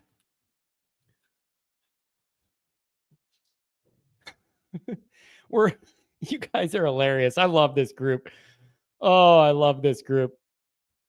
I'm going to try and find a couple of the people I know that donated and make sure I get them here. Rodney, where are you, buddy? There you are. Rodney, what's going on? Hey, Johnny boy, how you feeling tonight, man? Rodney, you're another one that I've gotten to know very well personally in this Notre Dame niche and this Always Irish family. And I know how much these moments mean to you. And I would like to know what you're thinking and feeling. I am wound tight. I'm not scared of Indiana. I'm just anxious to get into the moment. What are you thinking and what are you feeling the night before? And I'm honestly thinking this is going to be a dogfight down to the end. I really think that's what we're about to see. I think both these teams are going to want this game very hard. I think both teams are going to scratch and claw. I think you're going to see turnovers in the game because of the weather on both sides. I think it's going to come right down to the wire. I'm going to take us – I hate this, but I'm going to take us 24-23.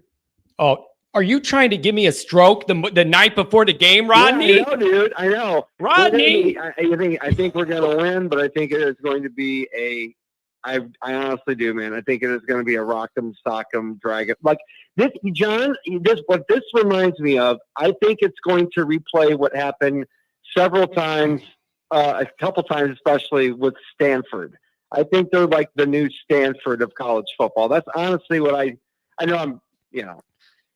They're going to be a team that I think is going to be around for a few years. And they're, that little stepbrother thing. I think we're going to win, but I think we're going to be pushed to the brink. Yeah, I really do. It's man, there's a bunch of different ways this could go. I can see these different angles between the comparisons of the stats that are close, a couple of them that are different. Both the schedules have big question marks about the success each team's had against them. Like Notre, and the other thing, Rodney, I've been thinking about this. The dynamic of like Marcus Freeman's journey and the early struggles and gradually getting like better, incrementally better on the record and all that. And then you contrast that with Indiana, where it's just like we're changing the whole culture at once, new guy in here, and then we're going and they got it ramped up. It's kind of like two different ways to build to this moment. And I'm going to say what I've said before. One of these teams is going to figure out the hard way. They're not as tough and as good as they thought they were all year. There's no other way. One of these teams going to figure it out. Yeah. And I mean, it's like it's got all the earmarks to me of because I don't feel this is a Brian Kelly. This is a team. This is funny because I can see this team win the national title. I can also see this team lose tomorrow night. So what does that tell you? And I don't mean that. But like Rodney, what does that tell you? Either about them or about yourself? Like, that's a real question. What does that tell you that you could see it being like that? Is that more about you or about Notre Dame? That's not even necessarily a knock. It's not even necessarily a knock. John, what I'm saying is I think this team is good enough that they could beat any team in front of them in this playoff. I also think they're not good enough to possibly lose tomorrow night to a really good Indiana. In other words, any team I really feel can lose in this playoff. I think it's going to be really hard in SMU tomorrow night playing in 20-degree weather. But that's the matchup I wanted. I wanted that Southern team to come up here and play us, whether it was Clemson or it was SMU, and that didn't happen. But I just think it's going to be one of those games where, I think Indiana has the more they lean on their passing game a little more than Notre Dame does, obviously. So I think it's going to hurt them more. But at the same time, we have to be able to pass a little bit, and I'm just a little worried about that. I think it's going to be points are going to be hard to come by, and I think I just got this. Either that, or I could see us maybe pull away at the very end, where it's the score's a little bit for maybe like Louisville, something like that, where maybe we end up winning by 10, but it was really close for a long time. But my gut feeling says 24-23. Oh man, you're gonna give me a stroke. Rodney, you gonna try and swing? Dude, I hate it. That's what's going. That's how I feel. That's how I feel. You gonna swing by tomorrow, North Lot? We'll be around. Absolutely, absolutely. What time do you think you'll be setting up? I'm probably going to be in town between 12 and 1. And again, I want to repeat. Yeah. I don't want anybody to expect my normal tailgate setup and having all the food and drinks in the world for everybody. Like, it's not that kind of day for me. But that's where we're going to be posted up. Yeah, I'll probably be there between 1 and 2 then in that case. Yep, it'll be good to see the AI people. Rodney, I'll see you tomorrow. Safe travels, buddy. Thank you. Yeah, go Irish. Oh, baby. He's going to stress me out. BBG should be the coach. $5 holler. If ND would have beaten Iowa State in the New Year's Six Bowl in 21, would that have counted as if it wasn't that a New Year's Six? So yeah, that would have counted. I think, yeah, that was a New Year's Six. Weird circumstances. Jay Lamont, $2 holler. Johnny Boy, got any drops lined up for the win? I'm thinking about some things I might want to do, but I'm not trying to get ahead of myself. That is bad juju. Ohio podcast. Eric's a good guy. $10 holler update on Grace. Thank you, everybody, for your prayers. We received our miracle. Grace healing on her own and is at home. She has a long road ahead, but she's doing well. Now go Irish and Buckeyes. Ohio pod, I'm glad that it helped. If the collective prayers here in a Grotto candle doesn't help, I don't know what would. It couldn't hurt, right? Zach, $5 holler. Just glad I'm not going through this stress alone. You're certainly not, my friend. Thank you very much for the donation. This is that's why I wanted to do this tonight. What am I going to do? What am I going to do? Pace around upstairs or something all night? I may as well be with you guys. Jeez, Eric, thanks for the donation. What's going on, buddy? Man, just chilling, Jay. What's going on, man? It's your boy East Spot F from Toledo, Ohio. I'm wound a little tight, my friend. I'm feeling the anxiety. It's just, I want it to be here. I want to be in that stadium and I want to know how we're going to do. Man, you know what you going to do, man. You got the chain on, man. You know what we going to do, man. I got to have the chain. Our business. I got to have the chain. And by the way, just so everybody knows, I'm wearing the chain tomorrow. I don't care if the thing freezes to my neck. I'm wearing the chain tomorrow. It's coming with me to the game, and it's going on the outermost layer I got. I don't care if they got to chisel that thing off my neck, and it's frozen in my dead carcass in the North lot. I'm wearing the chain. You looking good, bro. You looking good, bro. I just want to get that out the way first. Thank you. I appreciate it. It's the blazer. The blazer makes me look sharp, I think. And the people like the blazer. Hey, bro, you looking good. Oh, thank you. Now you sound like Omar. Anyways, what are your thoughts about the game, my friend? I don't have no thought. We just gonna continue to do what we do, and we what 10 weeks in straight? Yeah. Okay, cool. Relax, Irish Nation. I'm trying to keep it short for the night. Eric, dude, you've been here a while. You know that I have a hard time like chilling out and just being cool and like you're telling a guy who's all over all the time to just like chill out and relax. Like I have a hard time relaxing. Yeah, so I know you remember me because relax is my favorite word. Like, just relax, John. Look, all I know is it might. Man, damn. In the end, it is tough. It might be a slow fest. Look at you! A minute ago, you were like, "I ain't even talking about the game. We got it, John." Now you're talking about it could be a slugfest. Which is it? I gotta put some respect on Indiana name. You know what I mean? It might be a slugfest, but. Oh, man, I'm hoping it's not. I know. I need my blood. Trust me, the local South Bend hospital that will accept my carcass is hoping it's not either. No. We don't want none of that, man. Man, look, listen here. We're going to win this game tomorrow. It's going to be tough. And that's going to be that, bro. Like, I like the confidence. That, you know? I like the confidence. Yeah, we got to get past this test. And it is what it is. You know what I'm saying? Yeah. And I just want to say, go Irish Nation. You know what I'm saying? Love the show. And yeah, man, I really don't have nothing to say. You know what I'm saying? Like, You're a real one, John. Hey, you're a real one, man. I don't know how you do this. I don't know how you. Dude, I don't know how you do it. You know how you do it is none of it's fake, man. That's how you do it. Whatever you guys see is like just what comes out, man. Like this is just what it is. It's easy to do it when there's no like act. This is just how I am. Like, so it's easy to do. I just put a camera in front of me when I do it, you know? All this is real. I'm just all worked up with this whole thing, this whole Notre Dame thing. Okay. Well, I just want to say this. Your boy, Cigaretti, he's going down. Oh, I appreciate it. Virginia Swims. Ooh. He's going down. I like that. Yeah, because he's gotten on my nerves just like he got on your nerves. Yeah, it's a little too much. Like, dude, shut the hell up. It's just shut the hell up. It's just a little too much. I'm so sick of like he's really pissed me off as well. So, hey, I feel you. Like he got to go. Yeah, like, we got to take his team out. Yep, we got to do it, man. Ready? We're smoking them if you got them. Smoke them if you got them, people. Yeah, let's smoke. Let's smoke these Virginia Slams up and just get y'all team up out of here.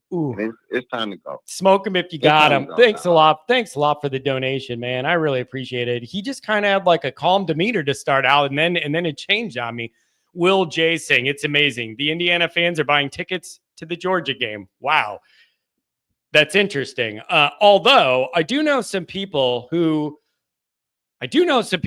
are buying tickets, maybe even in my family that live in Florida, to the championship game down there. And then if Notre Dame's in it, they have tickets ahead of time before people know the teams and the market goes crazy. They have tickets already.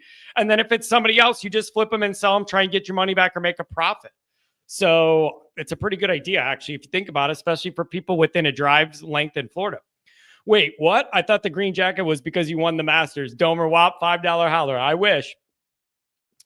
But it's a good concept. Daniel Wade, $5 holler from Andy and the Always Irish family. We are so relieved that Grace is doing better. Go Bucks. Yeah, for real, man. Eric's a good dude. Eric is a good dude. And Burke says, I can't tell if John is ginger or brown hair. Used to be more red, but now there's a lot of gray in here. Oh, there is a lot of gray. 480, welcome to the show. What's going on? My man, John, what's going on? Hey, it's been a long journey to get Notre Dame to this moment, and for Marcus Freeman to get to this moment. Notre Dame has a chance to start to prove themselves in the modern era tomorrow. Will not be a completed job, but they have a chance to start to change the narrative surrounding them, and I need it, man. I need it. You and I both.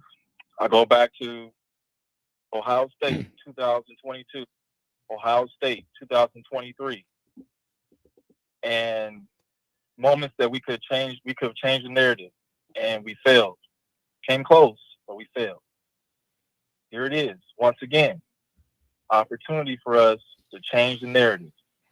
Where all eyes, the entire world is watching Notre Dame tomorrow night. We are America's team. Just like the Dallas Cowboys, just like the Yankees. We are America's team. Whether they hate us, or whether they love us, they're watching the Irish. We got to show up. We got to perform. And I believe that this is a team that can do it.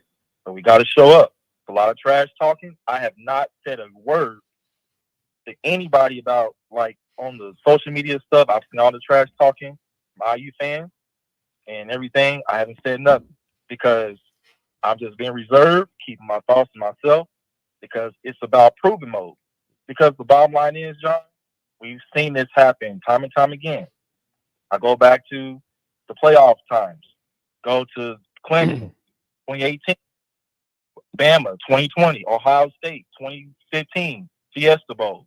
All these moments that we've had where we could have changed the narrative, win a big game, and then we fumble and we lose. And I'm tired of it, man. I'm ready to win. I'm ready. This team, there is no team in this tournament that is just head over heels better than everybody else. Yep. It is open season. Everybody has vulnerabilities, man. Each of these teams has strengths and weaknesses. I've seen them all look really good. I've seen them all be vulnerable. This may be one of those years. If you catch a heater, you could do real damage. Why not us, man? Why not us? Why not Notre Dame? It's our time, man. We got to take care of the football. It's going to be cold. It's going to be snowy. But guess what? That's what practice is for. Okay? We live in South Bend, Indiana. South Bend, Indiana. It's cold. They know it. So guess what? It's time to prepare, get mentally strong, get focused, zone in on your assignment, and take care of business. Because, look, it's an open opportunity, man. This is the opportunity for Marcus Freeman. It's a small window in time. There's no big name coach outside of maybe Dabo and Kirby Smart that has won a national championship. Okay, that's still reigning outside of Harbaugh's in the NFL. So there's only 2 national championship coaches that remain in college football, but it's still even playing field.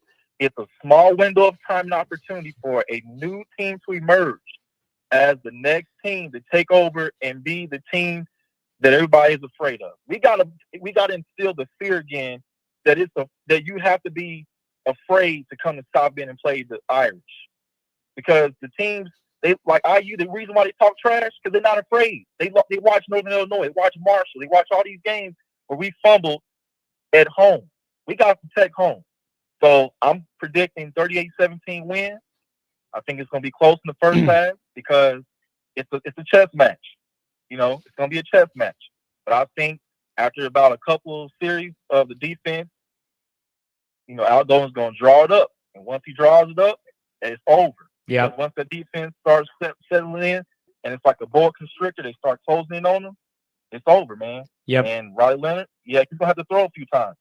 But you know what? I think that Bo Collins, Greyhouse, Faison, somebody in that receiver room is going to step up tomorrow night, make a couple big catches. Love is going to take off. Price is going to take off. Riley's going to take off. It's going to be a great game. And then we're going to walk away with a 38-17 win. We're going to move on to Georgia. And, you know, keep on rolling, man. That's all I got to say. I love it. I got to tell you, I really like the call. I like how you framed it, and I like how you took that with that angle. I thought that was that's one of the better calls of the evening, the way you're looking at it, man. Hey, really appreciate you touching base. Enjoy the game and touch base with me after, okay? Will do, man. Have a good one. I really like just something about the way you delivered. I like that. I like that. Johnny is a poor man's Jordan Peterson. So, you know, if you have your own self and you want to better yourself, with that voice is, oh man, to be a man, for a man to be his true self. 949, you're on the line. Johnny boys, I am here to calm your nerves, but in exchange, you have to calm mine down at the end of the call. Okay. So think back when you were a little kid and you're out in the snow playing football. It was a rock. So what that does, it gets rid of your worry about the kicking game. The kicks aren't going to go anywhere. A punt, if we're lucky, is going to go 20 to 30 yards. There's not going to be any field goals because it's a rock. Throwing the ball downfield is out the window. We're not going to have to worry about that. We'll just sit back and get downstairs. We will have success early on when the balls are still warm, throwing short little passes to our back to get downfield. We haven't thrown to the tight end over the middle yet. That might even work. Yeah, it's going to be it's interesting about the kicking game and all that. I'm very concerned about it. And the punts are one thing, but the field goal is a whole different problem. Well, I'm not worried about the kicking game at all because there's not going to be any. Yeah, so we don't have to worry about it. I hope you're right. What are you doing? Are you driving to the game right now or getting sucked through a polar vortex? What are you doing? Yeah, and that's what's causing me to pull my hair out. So now I got Chattanooga behind me. I'm in Tennessee. I moved through Florida. Georgia took forever. So I started thinking, man, now that my ticket's on, I'm thinking, what if I get all that way and I'm still priced out of parking? That'll stop. And then I'm thinking, what's how much of a pussy because it's been 40 years since I've been in this kind of business. Dude, it disconnected. He's driving through the Chattanooga hills, bro. I'm sorry, 949. I didn't mean to do that to you. Usually you have really good, John is a poor man's Paul Feinbaum with taking advantage of innocent Southern folks for ratings. You know that dude hates his audience. At least I like my audience. I guarantee you the way that guy operates, he hates his callers on his radio show. He just does it for the money, but you know he thinks they're dumb. You could tell he thinks they're stupid, and he just uses them for the ratings. At least I actually like my people. God bless that man, because he's driving from Florida all the way up to the game, calling me while he's in the Tennessee hills. I love you, 949. You're a regular caller. I'm sorry. Yeah, John Kennedy, top G. Yeah, I got the Bugatti. I'm taking the purple Bugatti to the game tomorrow, and they're going to drop me off. It's going to be beautiful. 914, give me some more. John, do I come in loud and clear? A lot better than the polar vortex guy and all of the recent well dwellers I've found the last month. He wanted to climb Everest before the big game and give us a call at the same time. Oh, man. I thought he called me while he was skydiving after he jumped. Anyways, what do you make of this situation? Are you feeling the stress, or are you cool, calm, and collected? What's the deal? Well, yeah, I'm feeling the stress before Notre Dame plays a Division III team because I don't want any injuries. So this is, it's always stress. I was stressed after Boston College made that field goal when I was 6 years old, and I cried in my room. That's fair. But anyway, I called 4 or 5 days ago, and I know it was a topic of conversation with the new format, the 12 team, and if this first round is a big game. And I've been really mulling it over and talking with my dad, who was a Notre Dame fan, indoctrinated from his dad and what have you. And because it's on a Friday night, no NFL game. Game day is going to be there. It's the inauguration. It's the first bracket playoff. And it's for the state of Indiana. I just, leading up to this, all the hype, Marcus Freeman contract signed, I think the needle goes over the in-between to not a big game to a big game and really kind of ticks over to it's a major win. I think it's a major win. I really do. I believe it's a major. I think it would be the first major bowl game win since 1993. It's just a big deal. It's a big deal. It's a big deal to me that it's at home too. I do think that's a big part of this buildup that feels different to me. Is if it was in the Indianapolis Dome or whatever, some cold stadium or something, like that's different. But the fact that this moment in the inaugural game of the new 12-teamer is happening in South Bend, and it's the only game in America, and every football fan, pro or college, is going to be watching you. That makes it even more special to me. And maybe that shouldn't matter as much, but it mattered. That kind of thing matters to me. It's a big, big moment. Yeah, I think situation matters, and it's not the Saturday game at 4 p.m. when the Texans started at 3. I don't even follow NFL football. So yeah, I know who's playing Saturday. I just know that someone is. But it's not lost in the shuffle. Not more people go out on a Saturday night than they do Friday because they're tired from the work week. They're going to turn on the first new format college football playoff, and we make history being the first game. So to win that, it's the biggest bowl game of 2024. So what's that, 30 years, 31 years? That's 30 years. If you win. It's January 1st of 94. People might say it's not a major bowl win, but it's the biggest win in 30 years.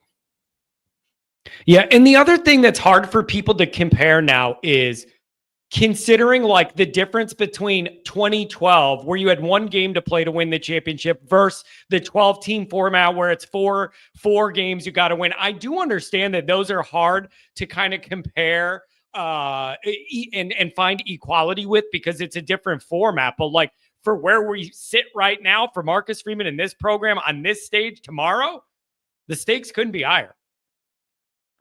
If we want to talk about when college football changed, it changed in 2017 or 18 when Kyle Pitts, NFL tight end, he didn't play in some law. I think it was one of the major bowls. I know it wasn't a college football championship bowl, but I remember sitting in my living room saying, this has never happened before. He's the best tight end in college football. And I think he was playing for Florida or something like that. And I said, these players don't sit out for a Fiesta Bowl or Sugar Bowl. What's happening? And then I was like, everything I like gets ruined at some point or another in my lifetime. But, I only like maybe 6 things. And I was like, oh, man, this is going to change. Now all the good athletes are just going to want to have their draft go up if they're not playing in the championship game. So college, the 12-team playoff change, college football has changed 8 years ago, 7 years ago, 9 years ago, with stars sitting out the January game to protect the May draft or whenever it is, April, May, something like that. So, it's the goalpost has always been moved. Now it's moved to expanded playoff games. Okay, well, it's just another change. But we're leading the charge of that change. And to win that game. Yeah, listen, it's an honor. Major bowl win. It's an honor. I'll put it there. Major bowl win after. Yeah, it's a major honor. They could have they could have had any one of these games be the standalone one and not mixed into a day full of games, and they picked Notre Dame. Anything else, my friend? Thanks for the call. No, it was just something I was thinking about, and I wanted to watch this show because it's the night before Christmas, and all through the house, Notre Dame fans are stirring. So I was just watching, and if I got a chance to speak, I just wanted to bring up that point that, in my mind, as a late 30s guy, fan since I could watch TV, I think it is. It qualifies as a major bowl win because we're the first. That's special. Yeah, it's a big time moment. Big time moment for sure. Thanks a lot, buddy. Dude, you guys in the chat are hilarious. All right, listen. I gotta pack and do some things. I'm gonna try and go through these, but I'm not trying to be rude, but if we could move a little quicker with our main points, I could get through more of them. John's mixer may be from 1969. It is not. I bought that thing on eBay. It came straight from some third world country, and it's high quality. 703 55. Who's this? Somebody put in the chat if you donate. I need to get to you. 703. What's up? Hey John, how you doing?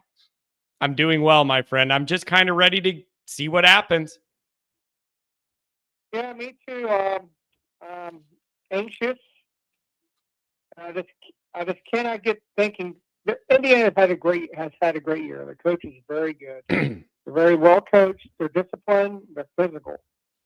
I still cannot think that a bunch of JMU players are going to beat us. Yeah, I just can't see it. It could happen. We beat ourselves. A lot of people have been talking about that, and it's just an interesting dynamic. And they just got it on a roll, and they just started winning their games. And it didn't matter that they were from JMU. What does that say about the bottom half of the Big Ten, where they stacked all these numbers all year? Right, and the two best teams that played, Michigan and Ohio State, they struggled offensively in the last 6 quarters. They were up 17-3 against Michigan. And we got to 17-15, and they kicked the field goal late. Then Ohio State, they went right down the field and did nothing to the end of the game. The key is that quarterback. He's a very good passer. You just got to make him uncomfortable. And I'm just worried about us making sure we stop the run. I know their rush defense is very good. I know they're averaging giving up 2.5 yards per carry, which is excellent. But is it all because the other teams are so far behind they can't run the ball? and they're just trying to pass. And that's one interesting dynamic. Well, and the other thing is Notre Dame's run efficiency is way better than all those other teams they compiled the stats. Like Notre Dame's averaging like double the amount of effectiveness per run as most of those other teams. Something's got to give, man. Something's got to give. Right. I'm looking forward. Hopefully, Denbrock, we get expose them with the tight ends, with the passing game. And of course, get our running backs in space would be nice. But the offensive line seems like it's really solidified once Sheriff got back, put him at left guard. And it seems like that's helped Knapp out a lot more. And just, I'm so proud of this team because they could have tanked it. And I'm proud of this coaching staff. I'm proud of Marcus Freeman. I know one of your callers earlier, God bless the guy. He's saying, well, Kelly did all this stuff. I keep looking. I went looking through my phone for the major bowl games that Kelly won. Because he said we haven't won in bowl games since '93.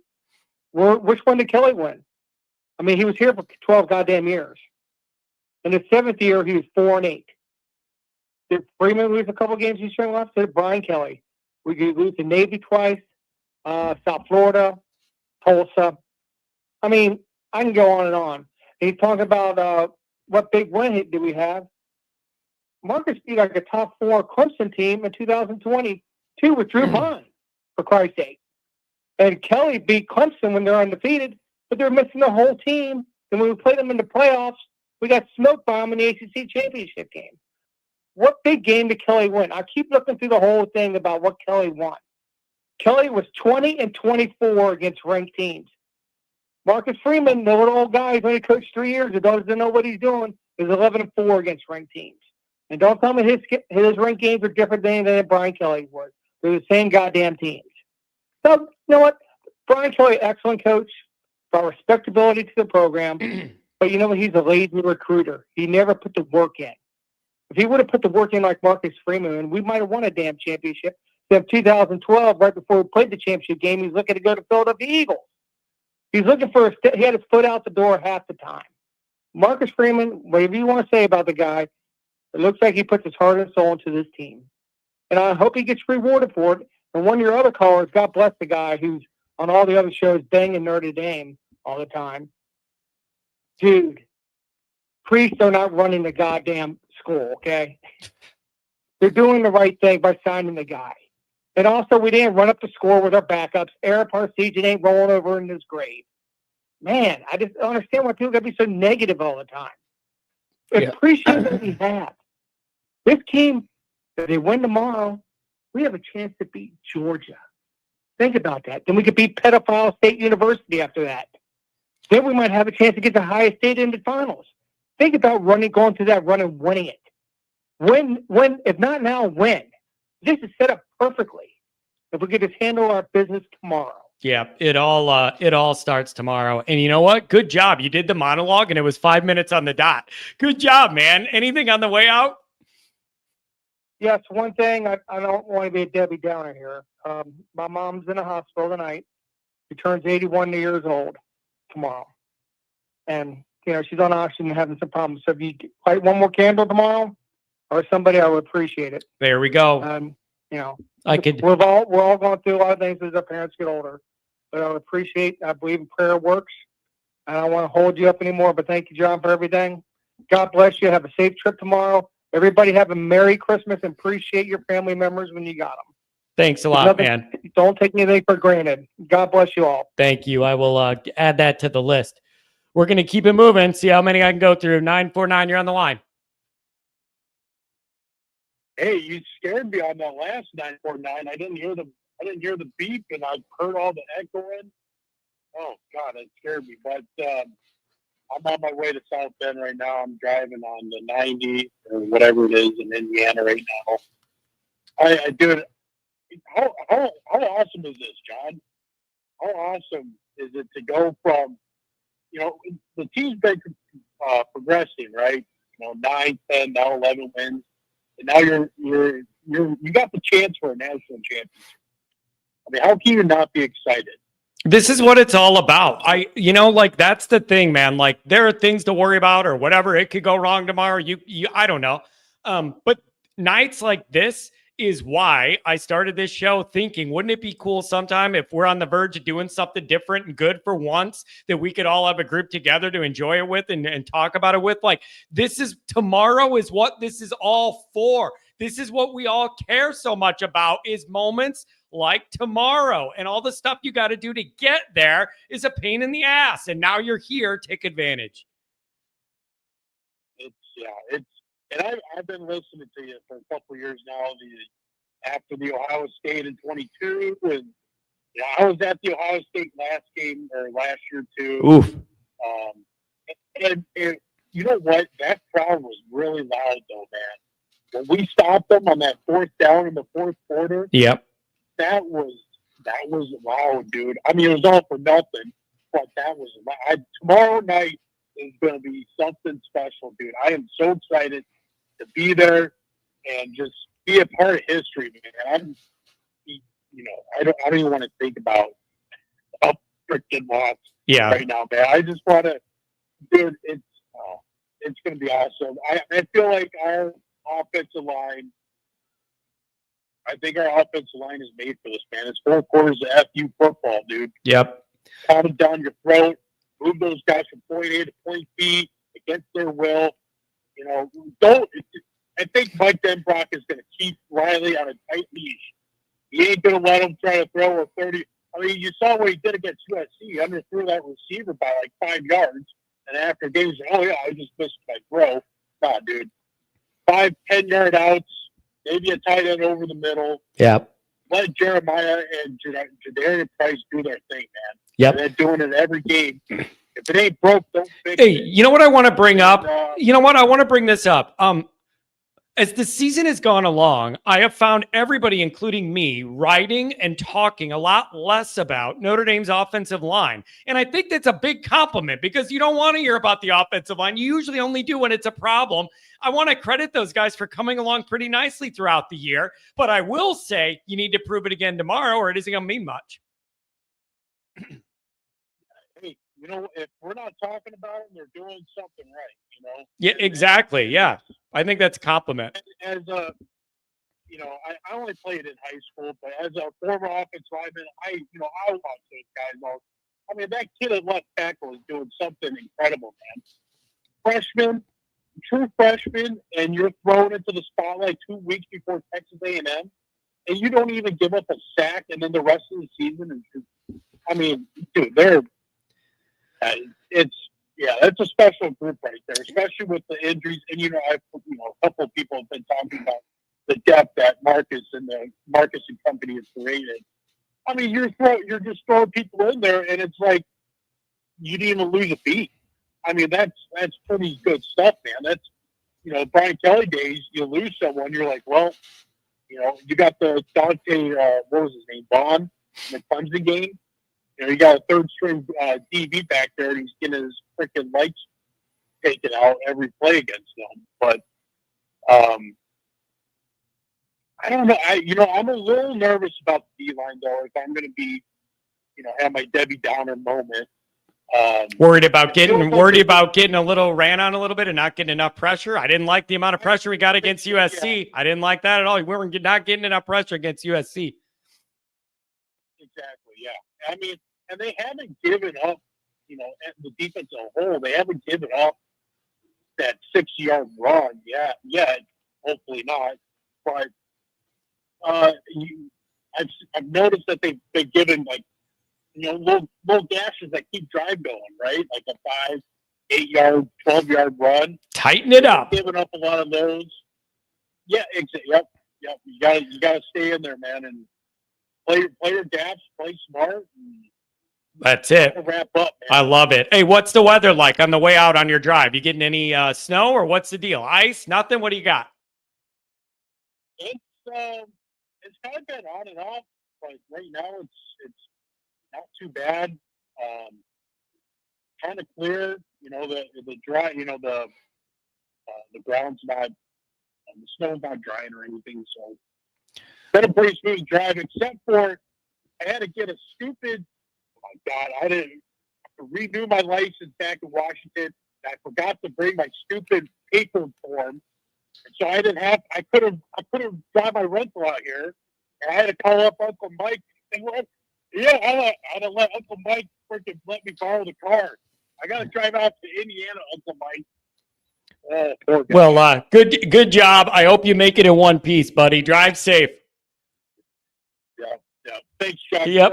I'll see you tomorrow, man. Yep. Have a good one. I always hope everybody drives safe while they're on the road here. Here's some gas money for the road from the Prime. I really appreciate that. Thank you very much. I'm going to try and get through a few more. We're going to try and go quick, people. Just landed here in Chicago. Let's go. I appreciate it. Look at this nice message from Quantum Potential, which is what we have in this group. I don't know what that means. Potential, maybe. I don't know what quantum mean. I ain't that smart. This has been an enjoyable season to follow. Thank you, Johnny, for creating and sharing your show. Roll Irish. Win one for the Gipper tomorrow. Appreciate it. Omar, John, I'm out. Listen, you can't be out. Who's going to monitor the call amount here?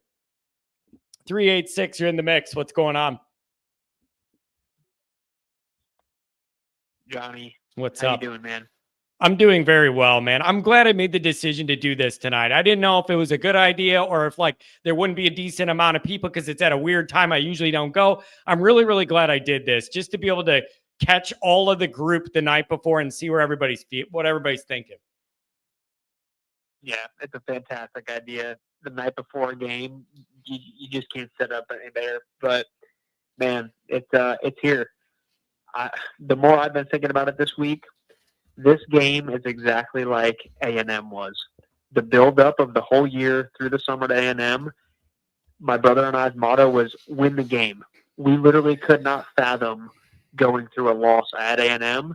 This is the same thing. Yep. Just win the game tomorrow night, and we'll figure it out later. But just tomorrow night, win the game. Yeah, it's I'm sorry. Somebody said something in the chat inappropriate, and then I responded it was inappropriate. This is the moment, man. All of this. You've been calling in for a while. Your whole family, everybody in Florida that cares and loves about Notre Dame. This is what we do all this for. Is a night like this. It's literally like it may as well be Christmas Eve. This is what it's all about. When we talked about it before the season started, we talked about how good of a feeling is this going to be if we somehow make it to a home playoff game the week of Christmas. We talked about it all year. We literally exactly talked about exactly what it would be like, but it looked so far off in the distance, and now it's tomorrow. It's reality. But you gotta be successful in this moment, or it isn't. It just has to be. You have to succeed tomorrow, period. You have to win this game tomorrow. And if you do that, dude, the sky is the limit. But you've talked about it too.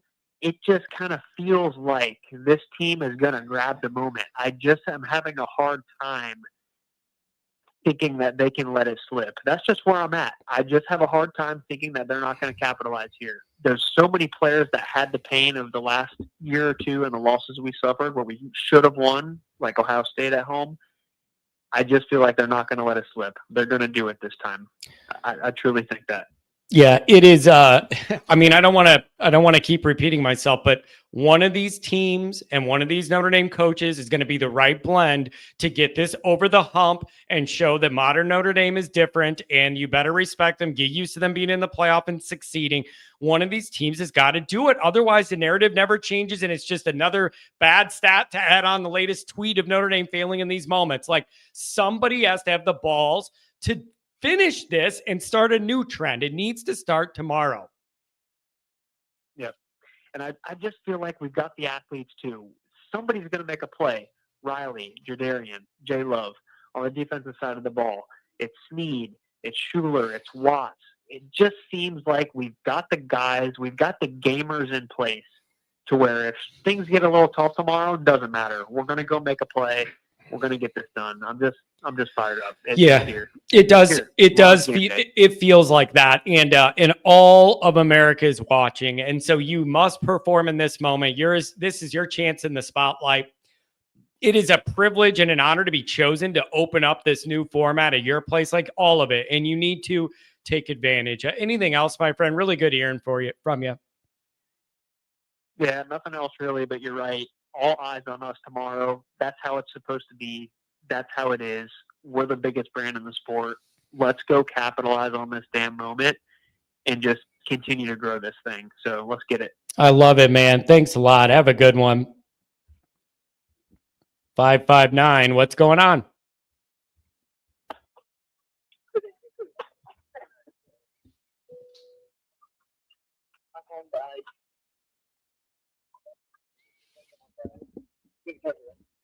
Come on, man.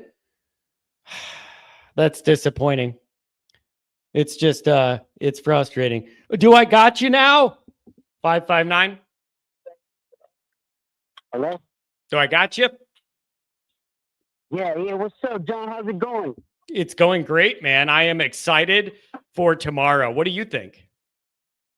Man, we just landed. We're just waiting for everybody to come off the plane right now. But letting you know, your boy is here, bougied out, representing Notre Dame all day, every day. Like I said, we're here, boss. We're here. Hey, you know what? I know you would appreciate it. I told everybody earlier in the show, I don't care if it freezes to my dead carcass. I'm wearing the chain tomorrow. Oh, yes. We wearing our chain right now. Everybody's looking at us right now. People are staring. We have an Indiana guy to let them know that's going to be bad luck for tomorrow.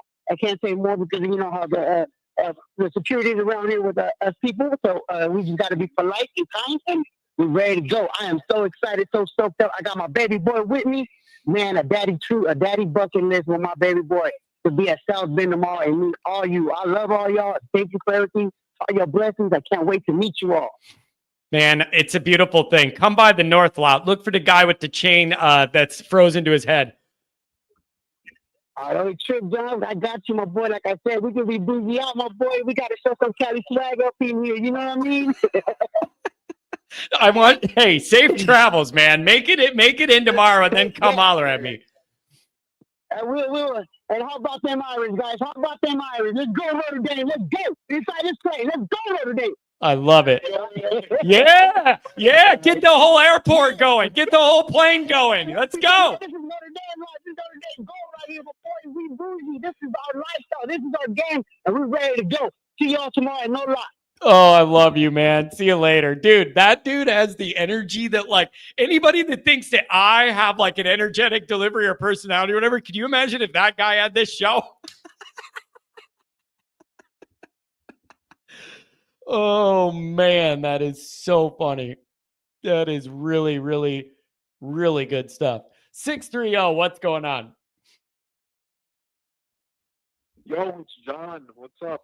It's Burks the Wolverine. How you doing? Hey, what's going on, buddy? Thanks for being here all night. What do you make of this, man? It's got to be weird for you being on the outside and looking in at a Notre Dame show with all the weirdness that's put together here. What do you make of it?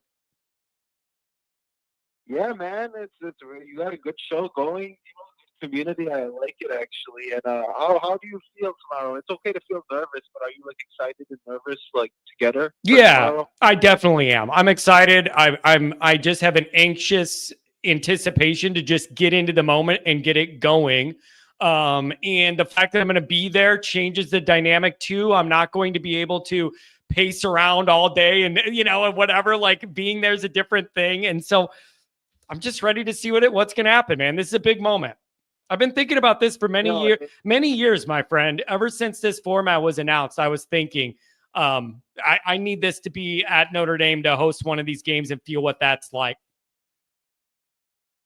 Yeah, no, it's a big deal, man. And listen, this is a big win. This is a must-win game.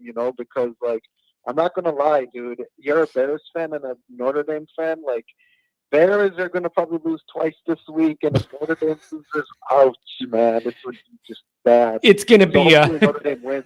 I don't even want to think about what my existence is going to be like if something goes wrong tomorrow. But I did officially pick Notre Dame to beat them. What did I pick? 28 or 28-20 or 31-21, something like that when I wrote it up for Sports Illustrated. I have Notre Dame winning. I don't expect it to be a blowout, but I just think eventually Notre Dame wears them down and ends up seizing control at home and does enough. That's what I think. Yeah, no, Indiana, listen, Indiana is, I think, a little overrated. Michigan is that Michigan team that beat Ohio State. First of all, we could have easily been Indiana. It was 20-15. Our offense just played so bad play calling. Yeah. And not only that, too, Ohio State killed Indiana. Like, I'm letting you know, like, Indiana is a little more overrated. And Signetti is just, trying to hype his team up to think like they're the greatest ever. And I have a 30-20 Notre Dame, actually. I feel like the defense will, I feel like in the beginning it's going to be close, and then eventually, it's like an anaconda. This Notre Dame defense gives me some Michigan vibe defense from last season. So it'll be a really great game, man. And I hope you have a lot of fun with it. And I'm actually rooting for Notre Dame because, crazy enough, I'm a huge Packers fan. And, Notre Dame, I don't hate them because they kind of founded my Green Bay Packers technically. Curly Lambeau, he went to Notre Dame and kind of founded the Packers and made their uniforms. So, yeah.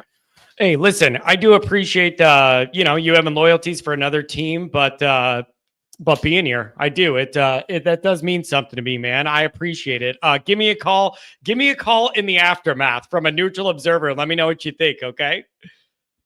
Yeah, sure, man. Take care, bro. Have a good one. Thanks a lot, buddy. I don't understand. The Danks here again. Dude, this channel keeps giving more and more. Ha ha ha ha ha ha. You're not. Here's the thing. I'm assuming you're an Indiana guy. You guys are just not good at trolling. You're really trying way too hard on Twitter. And it's like, it's just obvious you've never been in big football. You don't know what you're doing. The troll efforts have been really, on a genuinely embarrassing. 484. What's up?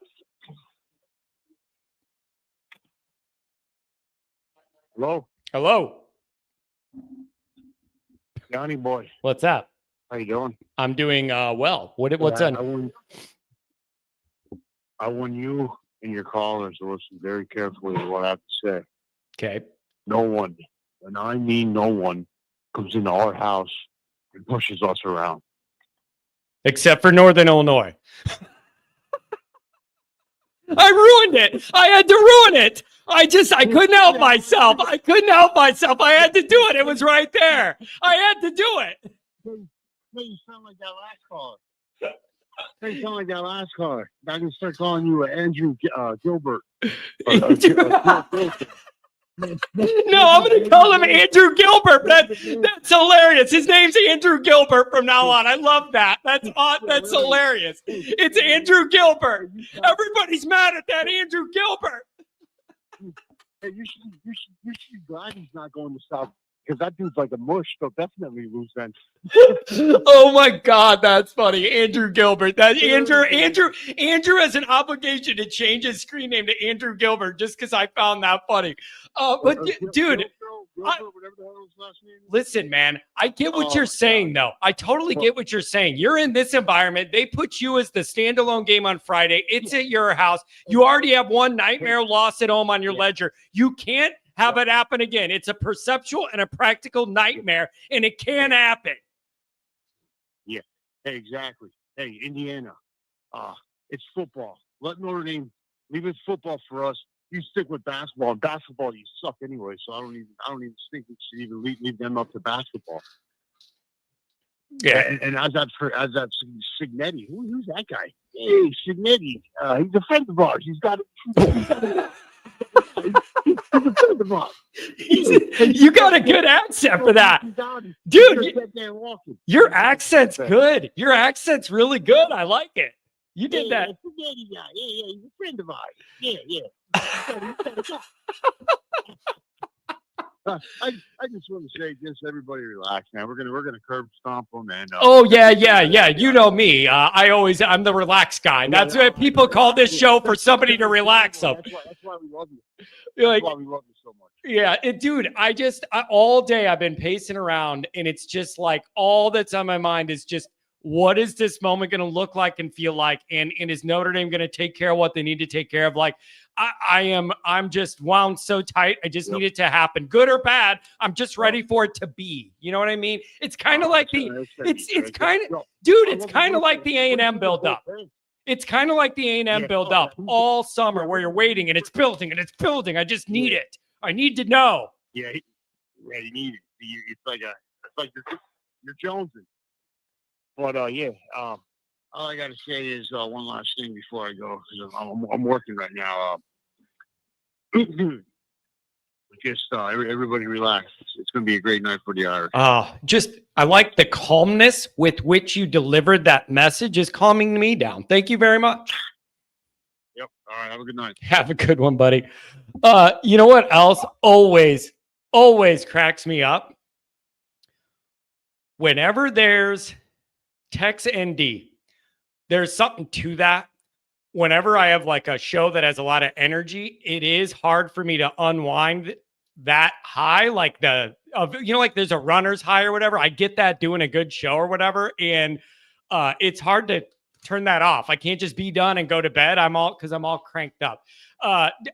Here's what's funny. Whenever there's other fan bases in here that don't like Notre Dame, one of the things they always do is take shots at Rudy. And it's just hilarious because we usually have an actual Rudiger family member in the chat. And some of the people I think know it and see it and do it, and others don't. And so I just think it's funny. It's like, oh my gosh, he was offsides. You don't say. Like Rudy should have been kept on the bench. Like nobody thought he was an All-American, okay? Listen up, Dank. If you had a tenth of the heart of Rudiger's, maybe you could get a real logo for your name. How about that? Rudy, you're here. I can always count on you. Oh, I can always count on you. All right, you guys, listen, I got to get going. I was going to end at 10. I still have like 20 more callers. Some of them are regulars. Some of them are new. Some of them have been calling all week. Some of them haven't. I'm just not going to be able to get to them all. I'm sorry. It's just, 10 o'clock was the cutoff. Got to get the kid to bed there because I'm going to be gone all day tomorrow. I'm just not going to be able to get to more. I really feel bad about it. And I tried to keep the pace up. So this is it, you guys. It is a special moment and a very important moment for, geez, Dank, I've been on here 2 hours and 21 minutes. Get in here a little earlier. That's a you problem, not a me problem. Rewatch it. It's a video. I really appreciate this community. I really appreciate all the people I've met and all of just everything, man. Everybody that comes to tailgates, everybody that's helped this succeed, everybody that said, John, what can I do to help build whatever you're doing or any of this? Like, this is a really special community, and I really do appreciate it. Everybody kind of has their little niche and their little role in here, and it just makes for a really good little group and a good always Irish family. So I can't thank you guys enough for the support. Listen, all you guys that are not going to be at the game, we're going to represent for you, and we're going to be loud, and we're going to stand as long as we don't get kicked out by the ushers. It's going to be a special moment tomorrow, and hopefully we all get to enjoy it together. Thank you for the donations. Thanks for the super chats. Thank you for your patience on the phone lines, you guys. I just don't know. I really do try and speed it up. It's just hard. Everybody wants to get in right away. It's a tough thing to navigate. I'm trying to do my best and speed it up. Yeah, Andrew, I do think Andrew was writing, like, when I'm saying things, Andrew's writing like, John, I'm pretty sure you and I agree. So maybe it was just like a semantic thing where we were passing each other by in the night.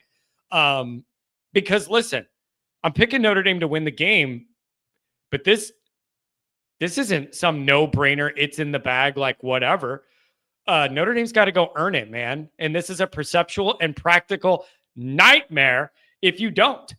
There's no way around it. You got to succeed in this moment, or there's going to be a lot of questions asked, and a lot of them are going to be tough, legitimate ones.